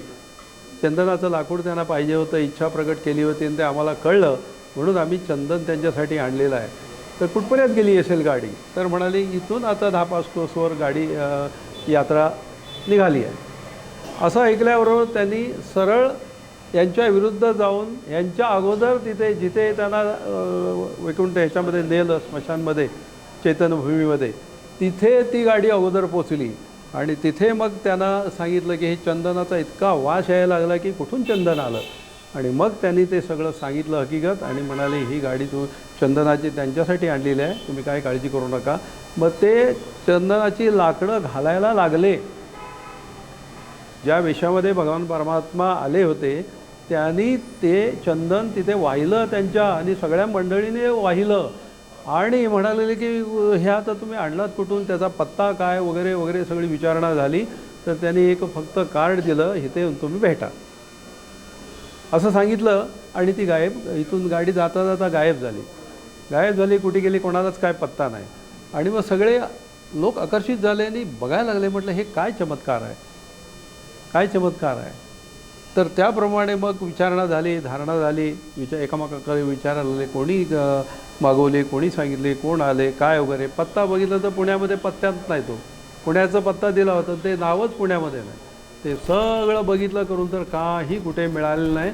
आणि मग ज्या वेळेला त्यांच्या लक्षात आलं की प्रत्यक्ष बाबांसाठी भगवान परमात्मा येऊन हे सगळी इच्छा त्यांची पूर्ण करून आणि भगवंत समाधान होऊन आणि आपल्या शिष्याचं समाधान करून भगवंत आपल्या स्थानी निघाले, असा हा इतिहास. आणि तो पक्का कच्चा नव्हे. आमच्या बंगंडातल्याला कोणी सांगितलं, दीक्षित माऊलीने सांगितलं की आम्ही प्रत्यक्ष मी हजर होतो आणि हा प्रकार मी डोळ्याने पाहिला, म्हणून पांडुरंगाष्टकमचं जे महत्त्व त्या ठिकाणी संपूर्ण अर्थ प्रदान केला. आणि हरिपाठाचं उद्घाटन करत असताना हा एक महत्त्वाचा मुद्दा, दुवा आणि एक आठवण आमच्या दीक्षित महाराजांनी करून दिली आम्हाला. आणि व त्यावेळेला मग महाराज शांत झाले आणि म्हणाले, त्यांच्या खरोखर डोळ्यातून त्यांच्या अश्रू आलं की बाबांची कीर्ती किती सांगावी तेवढी थोडीच, असं म्हणत होते. किती वर्णन केलं तरी ते थोडंच आहे. आणि ते वर्णन करत असताना तिथे जे जे भाविक होते त्या सगळ्यांच्या डोळ्यातून अश्रू आली आणि स्वतः प्रत्यक्ष त्यांच्या डोळ्यातून अश्रू आले. म्हणजे सुख सोहळा, हे दुःखाची अश्रू नाही. आणि ते सांगतानाही दीक्षित महाराज म्हणायला लागले की बघा, दुःखाची अश्रू जी आहेत ना ती इथून येतात आणि सुखाची अश्रू इथून येतात. दोन्ही अश्रू एका ठिकाणी येत नाही. हे त्यांची सांगण्याची आठवण, आमच्या पदार्थ नाही आहे. हे दीक्षित महाराजांनी प्रत्यक्ष सांगितलेलं की दुःखाची अश्रू इथून येतात आणि सुखाची अश्रू इथून येतात. असा हा मुद्दा महाराजांनी आम्हाला, दीक्षित महाराजांनी पटवून दिला. आणि त्याच्यानंतर मग समारोप घेतला आणि आम्हाला सगळ्यांना समाधान केलं आणि तेही समाधान झाले. पुंडलिका हृदय हरी विठ्ठल श्री ज्ञानदेव तुका पंढरीनाथ भगवान माऊली ज्ञानेश्वर. उत्तर द्या मला महाराज. नमस्कार. आपल्याबरोबर हरिभक्त परायण विणेकरी चारुदत्त महाराज रामनाथ तिथे आहेत. चारुबुवा, आपल्या तुमच्या आजोबांपासून तुमची ही वारी जी चालू आहे आणि आता तुमची पण पुढची तर चौथी पिढी आहे, तर त्याबद्दल आम्हाला थोडक्यात माहिती द्या. आजोबा पासून. आजोबा पहिली पिढी, बरोबर. दुसरी पिढी माझे वडील. आजोबांचं नाव सांगा संपूर्ण. नाही सांगतो ना. दुसरी पिढी माझ्या वडिलांची आणि माझी तिसरी पिढी. बरं. माझं पामरसे काय थ्रू पाहायची वानं पाय. हां, ज्यांनी करून ठेवलं, ज्यांनी आम्हाला मार्गाला लावलं ते मानथोर होते. ज्यांनी 1937 साली ज्या बळवंतबाबाची म्हणजे त्याच्या अगोदर केलं असं मला नाही माहिती, परंतु त्यांनी जो शिष्यत्वपणा घेतला ते कोळी समाजाचेच होते, चाळीतलेच होते. आणि ते ग्रुप होता, फिरण्याचा त्यांचा ग्रुप होता. आणि ते फिरता फिरता त्यांचं हे सगळं ते कसे काय गोळा झाले, कसे बळतो की हे मला काय माहिती नाही, परंतु त्यांनी शिष्यत्व पत्करलेलं होतं त्या काळी एकूण. पण त्या काळी जरी नाही ऐक 67 ते असू दे, काय मला माहिती नाही, पण त्या काळी त्यांनी जे शिष्यत्व पत्करलेलं होतं त्यामध्ये त्यांनी आपल्या धर्मशाळेला माऊलीजवळ जी ज्ञानेश्वर भुवन की ज्ञानेश्वर ही जी धर्मशाळा उभी केली त्यांनी त्या त्या प्रेरणेतून ही उभी केली. कोणासाठी? तर संतांसाठी केली, आपल्यासाठी नाही केली. आता जिथे ज्ञानेश्वर महाराजांचा जो मंडप आहे हां, त्या ठिकाणी पूर्वी जी पत्र्याची पत्र्याची नव्हती, शेड तशीच होती. म्हणजे ती कशी उभी केली हे त्यांना माहिती आहे का, मला नाही माहिती आहे का. पण त्याचा थोडकासा मला अनुभव आहे की त्यांनी उभी केली, पण ती 1954 साली उभी झाली. 1954. त्यावेळेला बळवंत बाबा होते. मला नाही माहीत असं. बरं. तेव्हा मी लहान होतो, 10वी म्हणजे उन्हा असा त्या 10 वर्षाचा होतो असं आहे. आणि त्याच्यामध्ये काय त्यांनी उभी केली, जागा घेतली 2037 ला 1000 काय बोल 1937 ना 1937. हां 1937ला 27ला जागा घेतली, 2700ला जागा घेतली. एवढी ती जागा घेऊन त्यांनी हसते थोडे पैसे काय जमा केले. जमा करून त्यांनी ती बिल्डिंगाचे पाय उभारणी केलं, पण जागा घेऊन त्यांनी ती तशीच ठेवली. त्याच्यानंतर त्यांनी काय केलं की जो पैसा आपला नाही आहे, पैशाकडे आपल्याकडे आहे, बळवंताकडे ते मागत नव्हते किंवा त्या पांचार विश्वास होता. बळवंताच्या नावाखाली त्यांनी ती जमीन घेतली आणि तशीच ठेवली 10-12 वर्ष 7-8 वर्ष ठेवले. पण त्याच्यानंतर त्यांनी काय केलं, बाजारात जाऊन 1 रुपया ही मदत मागितली. कोणाकडनं? बँकांकडनं. आणि घरोघरी ज्यांना मदत द्यायची त्यांनी द्या, नाही दिली तरी चालेल, काय ह्या सगळ्या गोष्टी त्या काळच्या होत्या. पण 1944 माझा जन्म झाला, पण तेव्हा मी लहान होतो, 7 म्हणजे आता काय असेल ते, पण त्यावेळी मला दृश्य दिसत होते. 4-5 वर्ष झाल्यानं वडिलांबरोबर मी जायचो बाजारात किंवा त्यांच्याबरोबर फिरायचो की त्या ते मागायचे 1 रुपया द्या, आपल्याला ज्ञानेश्वर भुवनाची बिल्डिंग उभी करायची. तर त्या हेतूने त्यांनीसुद्धा वडिलांनीसुद्धा आजोबांच्या गोष्टीला हातभार लावला नाही असं नाही, पण पैसा तेवढा पुरा मिळत नव्हता. पण करणाऱ्याची हेतू चांगला होत नाही असल्यामुळे काय तो आपोआप ॲटोमॅटिक पैसा जमत गेला. आणि त्या पैशातून मग 1954 साली बिल्डिंग तयार केली. ती बिल्डिंग कशी तयार केली हे मला माहिती नाही, पण बिल्डिंग तयार झाली. कारण आम्ही लहान होतो, 10वीत होतो, 7वीत होतो, 8वीत होतो, त्यामुळे ती खेळायला जायचो, मजा करायचो. मे महिन्यात चला आळंदीला जाऊ ह्या हेतून आम्ही तिथे वावरायचो. आणि ती घोडी आम्हाला लागलीच होती. परमेश्वरची घरामध्ये सत्संग असल्यामुळे, वडिलांचं आजोबांचं हे असल्यामुळे, त्याच्यामुळे ते आम्हाला काय मच्छी खायचं नाही, भरपूर सगळं खावायचं. पण ह्या मग संत यांच्या संगतीत पडल्यामुळे आम्हाला थोडंसं वेगळंच चैतन्य मिळालं. का की जो संगत आपल्याला पाहिजे तो या संगतीतून आपल्याला मिळाला गेला. कोणाकडनं? संताकडनं मिळालाच, पण आपल्या आजोबा वडील यांच्याकडून हा संगत मिळाला, हा फार आनंद झाला. आनंद झाला म्हणजे काय, चांगल्या मार्गाला लागलो. होता मार्ग वाईट चांगला होता, पण दुसऱ्या मार्गाला जाण्यापेक्षा आपण मी शोधलं. आता 1994 मी माझगाव टाकलं होतं. माझा माझगावला नोकरी नव्हती, मला मी केली, सगळं केलं. 1964 साली मी 68 साली मी पुढे माझगाव टाकलं. कुशा बोलते घराच्या जोरा, वडिलांच्या जोरा. वडिलांनी फक्त एक ॲप्लिकेशन लिहिलं, माझा मुलगा कार्पेंटर म्हणजे पॅटर्न मेकर आहे, त्याला कुठेतरी त्यांनी ओळख काढली. दुसऱ्या माणसाकडे चलन त्यावेळेस मिळत नव्हतं, याचं परदेशी चलन मिळत नव्हतं, ते वडिलांनी मिळून दिलं. आणि त्यांच्या जीवावर त्यांनी एक ॲप्लिकेशन त्याच्याकडे त्यात दिलं, तू दे माझ्याकडे ॲप्लिकेशन, आपण बघूया. त्यांनी दिलं आणि त्याच्यामधून मला ती ऑटोमॅटिक जी होती ती सर्व्हिस पॅटर्न मेकरची तिथे आपल्याला माझगाव डॉक्टरमध्ये मिळाली. त्याच्या जीवावर त्यांनी केलेलं पुण्य आहे, त्यांनी केलेलं हे सगळं, ह्याच्या जीवावर मी आजपर्यंत तिकडे. कारण मला नोकरी मिळत आहे, पण प्रायव्हेट भरपूर होत्या नोकऱ्या, तसं काय हे नव्हतं. परंतु मिळण्याचा हेतू, कंपनी चांगल्याचा हेतू हा होता की ज्यातून आपल्याला आपला उत्साह मिळाला, ज्यातून आपल्याला प्रेरणा मिळाली, ती कंपनी ज्या आपल्याला पुण्याच्या जोरावर मिळाली, ती पुण्याई कोणाची होती? आजोबाची होती. ती पुण्याई कोणाची होती? वडिलांची होती. वडिलांनी एवढी पुण्याई की वडीलसुद्धा या मार्गाला होते ना. एकाच दिशेला जायचं, द्वादशीला जायचं, खिरापत करायचं. एकाच दिशेला कसं जायचं? धावत जायचं. कारण आम्हाला शिकवत होते लहानपणी, आम्ही 3री 4थी 5वी असताना ते शिकवत होते. शिकता आज कीर्तन आहे ना, चला जाऊया. मग ते पहिलं बुलेश्वरला जायचं, तिथे आठवलं माणसं कीर्तन ऐकायचं मराठीमधलं, आणि मग फडावर यायचे. ते फडावर आले आणि ते कीर्तन आटपलं, मग दुसऱ्या दिवशी द्वादशीला परत जायचं आणि खिरापत करायचे. नाही झालं असं आहे. म्हणजे उत्साह त्यांनी निर्माण केला. कोणामध्ये? मुलांमध्ये. माझ्यामध्ये केलाच तो केलाच, पण माझा जास्त केला. कारण त्यांना माहिती होतं हा जाणार, हा ये ना कुठे, हा जरी थोडासा हे कमी का असल्यानं पण या मार्गाला तो येणार. म्हणून त्यांनी मला इकडे नेण्याचा सारखा प्रयत्न करते. चल रे चल रे चल रे असं करता करता मला थोडंसं हे ना म्हणजे सवय लागली बाबा चला. आणि त्याच्यामध्ये आमचे वैद्य गोविंद बाबा ते बी कोळीच होते, त्यांचा सपोर्ट होता. ते दोघे मित्र, वडील आणि गोविंद बाबा ते आजोबाच असते, परंतु ते दोघे एकमेकात टिंगल करायचे.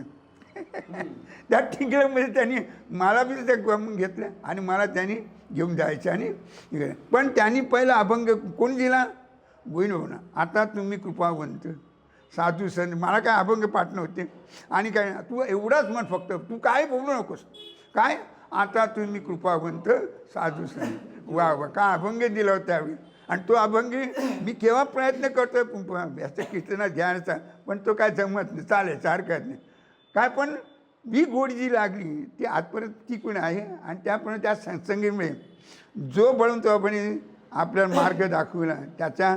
आणि हे संतांची संगत भेटली, दुसरं काय भेटली नाहीतर काय. 1974ला रिटायरमेंट घेतली, पण करणार काय? कारण सवय लागेल या हेतूने. आपला छंद तो नाही आहे, परंतु ही संगत असल्यामुळे मी विचार केला ह्या संगतीत आपण घुसलो तर आपल्याला आपलं नुकसान काय होणार नाही. आज बघूया 1974 साली व्हॉलेंटरी घेतली, त्याच्यात झाली किती वर्ष? जवळजवळ 29 वर्ष झाली. म्हणजे 29 वर्ष जाऊन मी आपला म्हणजे हेवा सोडला नाही. का? संगत सोडली नाही.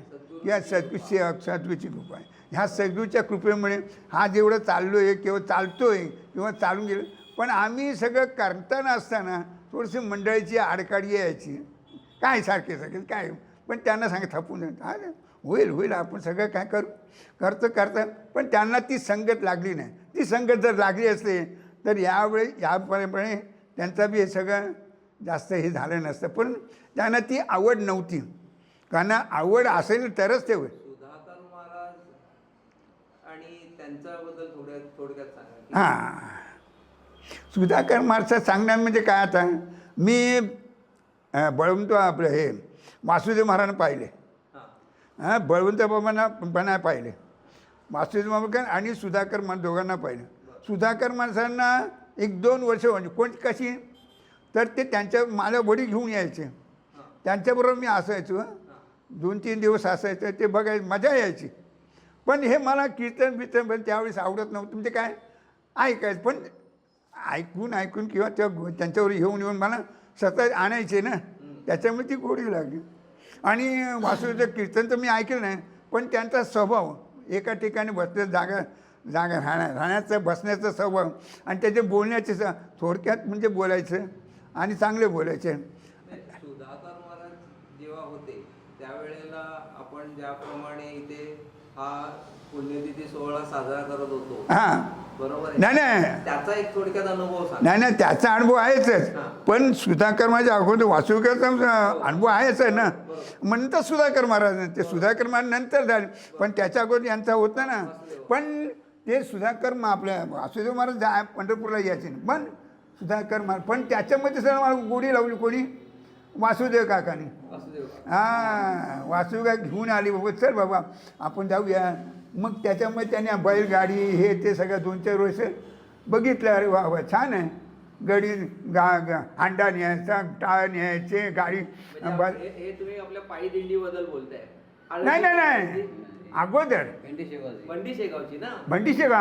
हां, बंडी शेगावच्या शेगावबद्दल. हां, बंडी शेगाव बोलतो. कपूधारे समय उतरायचो. हां, कपूधारे उतरा आठवण. आता तू बोललास मग कपूधारे उतरायचो, तिथे जेवण बिवण खायचं, दुपारी निघायचं आणि बैलगाडी घेऊन आपलं हांडा कोशी संध्याकाळी आपलं आराम केसात निघायचं.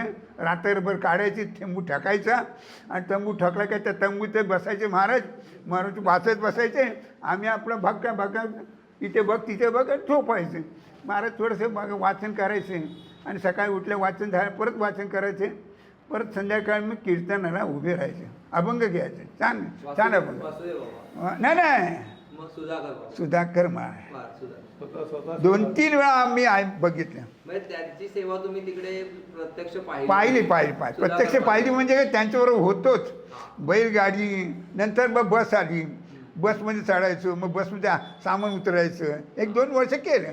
नंतर मग यांची गाडी आणि ते नंतर हां, पण ते त्यावेळेस आनंद काय होता, जेवून निघायचं आणि गाडीची सोय ही आमच्या ह्या महाराजांची. हां ते नंतर जाऊ दे, पण ती गाडीची बैलाची सोय काय होती. आणि तंबू टेकून झोपायचं ना, आणि पाणी म्हणजे पावसाचं पाणी किंवा सुकं पाणी बघायचं, सुकं पाणी कुठे, तेवढीच जागा तेवढी, पण छान असायचं, झोपायचं मस्तपैकी. त्या घोरपडीची दिंडी होती काय? घोरपड त्यावेळेला सुधाकर महाराज सांगायचे, त्यावेळेला घोरपडे दिंडीचा क्रमांक होता 3रा रथाच्या पुढे, आणि आता रथाच्या पुढे 21वा नंबर. 21 27 होता ना आता? नाही 21 विचारलं मी त्यांना. हां, तर सगळा असा अनुभव आपल्याला. आणि आता ही तुमची संत मंडळी आपल्याला गोडी लागलेली आहे. तुमच्या आजोबांचं पूर्ण नाव सांगा ना. हां, आमच्या आपल्याला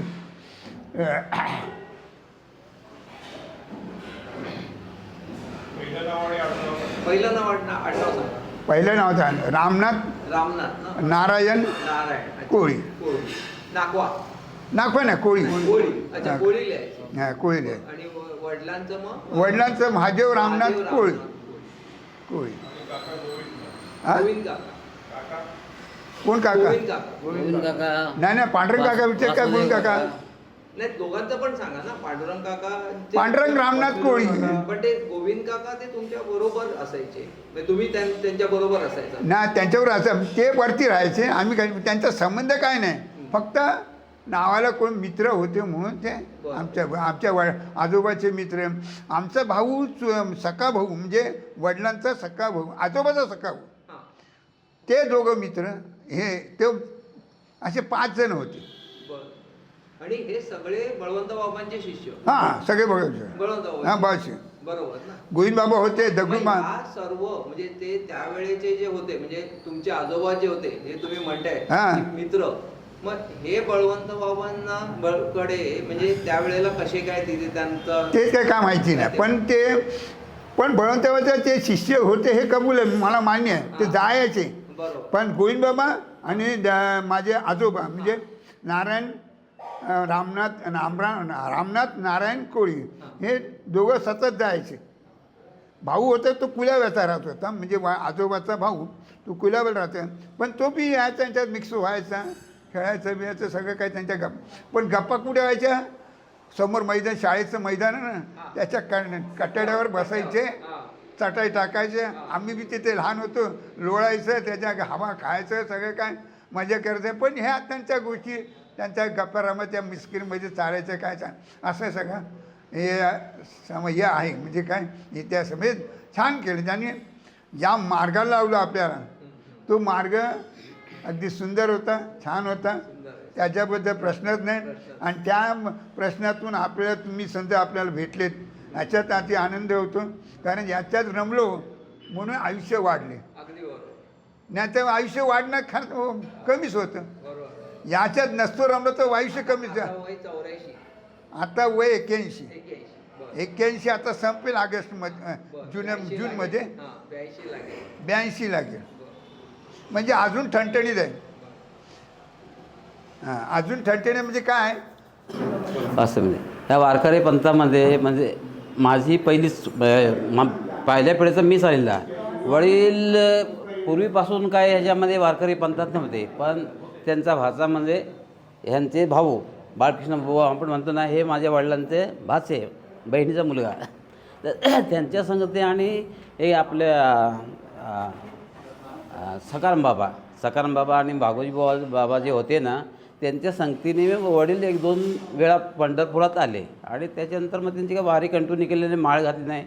पण या भजनाची वर या सगळ्या गोष्टी भयंकर आवड त्यांना असायची वडिलांना. आणि नंतर मग वडील कंटिन्यू वारी ते केलीच नाही. नंतर मी 1970 साली मुंबईत आलो, गावचं शिक्षण घेऊन 7वी नंतर. आणि 70 नंतर 71 पासून मी गिरगावात राहायचा. गिरगावात ते आपले मोठे बाबा सखाराम बाबा हे गिरगावात राहायचे. त्या गिरगावात राहत असल्यामुळं ना मी पण ते शाळेत तिथूनच जायचा, नाईटला शाळेला होतो. आणि तिथून ते भागवजी बाबा कधी कधी कंटिन्यू म्हणजे चाप्टर मास चालू झाला त्या ठिकाणी फळावर वाजपाचं काम तेच करायचे. आणि ते कधी नसले ना तर मला ते कंटिन्यू घेऊन जायचे. कोणी सखाराम बाबा की चल आता इथं राहतोस, आता काही शाळा नसेल करायचं तर फळावर चल माझ्याबरोबर. तिथून त्यांच्याबरोबर जायचं. ते भागवजी बाबा कधी नसले तर त्यांचे ते वाचपाचं सगळं थोडं ऐकून साधारणतः जास्त नाही आपलं भजन चालू करण्यापुरता सुरुवाती आपण ती वाचपाची असायची. ते पकवाज वगैरे वाजायला तेव्हापासून सुरुवात झाली.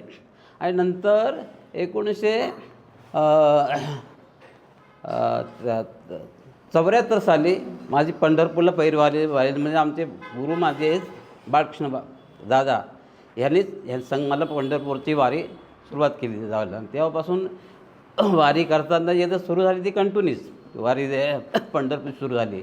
आणि साधारणतः 1978च्या नंतरच म्हणजे 80च्या आसपास मी ह्याला इथं साताऱ्याला यावं लागलं. 80च्या आसपास दादांबरोबर नाही 80च्या आसपास इथं सातारा वारीला यायचा. पण नंतर भेंडी शेगावला जी वारी चालू झाली ती माझी 1907 पासून 2007 पासून.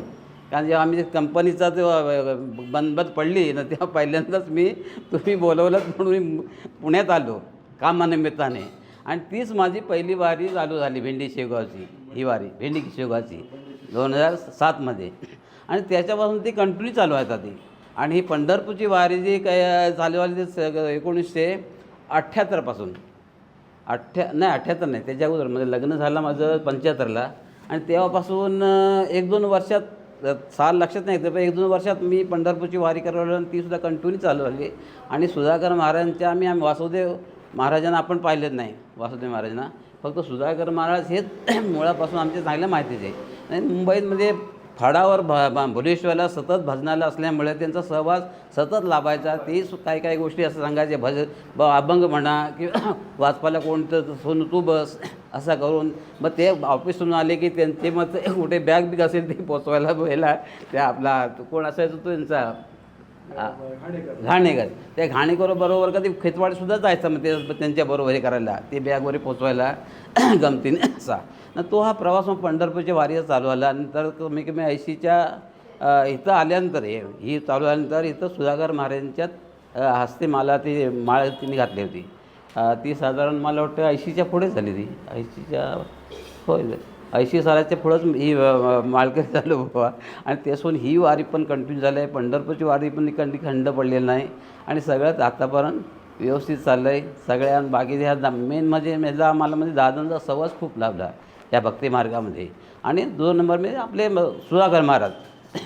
आणि याच्यामध्ये प्रत्येक कुठला कार्यक्रम असला तर सुधाकर आठवणी पंढरपूर असलं तरी आठवण अगदी सोनू कुठे गेला कुठे गेला तो कुठे गेला अशी विचारपूस करून सगळ्यांना प्रेमळपणाने जवळ बोलवायचे विचारपूस करायचे सगळ्या बाबतीत असे. आणि या खेळमेळ्याचं त्याच्याबरोबरचे आमचे अण्णा मामा तो रघुनाथ मुता म्हणून मोठ्या तो ही सगळी आमची त्यावेळची बरोबरीतली मंडळी. आणि अशाच आमचा प्रवास जो चालू झाला आहे तो आत्तापर्यंत परमेश्वराच्या कृपेने आमच्या सद्गुरू माऊलींच्या कृपेने अगदी अखंड चालू आहे. काय ना आमच्या घरी आमचे चुलते सखाराम बाबा, आमचे वडील भागोजी बाबा आणि आमचे मोठे बंधू बाळकृष्ण महाराज ह्या तिघांच्या संबंधामुळं लहानपणापासूनच मला या वारीचा छंद लागला. कारण का शाळेत जेव्हा होतो तेव्हा शाळेत असताना पायी वारीला निघायचे गावातून ते बिना चप्पल घालताना निघायचे असे.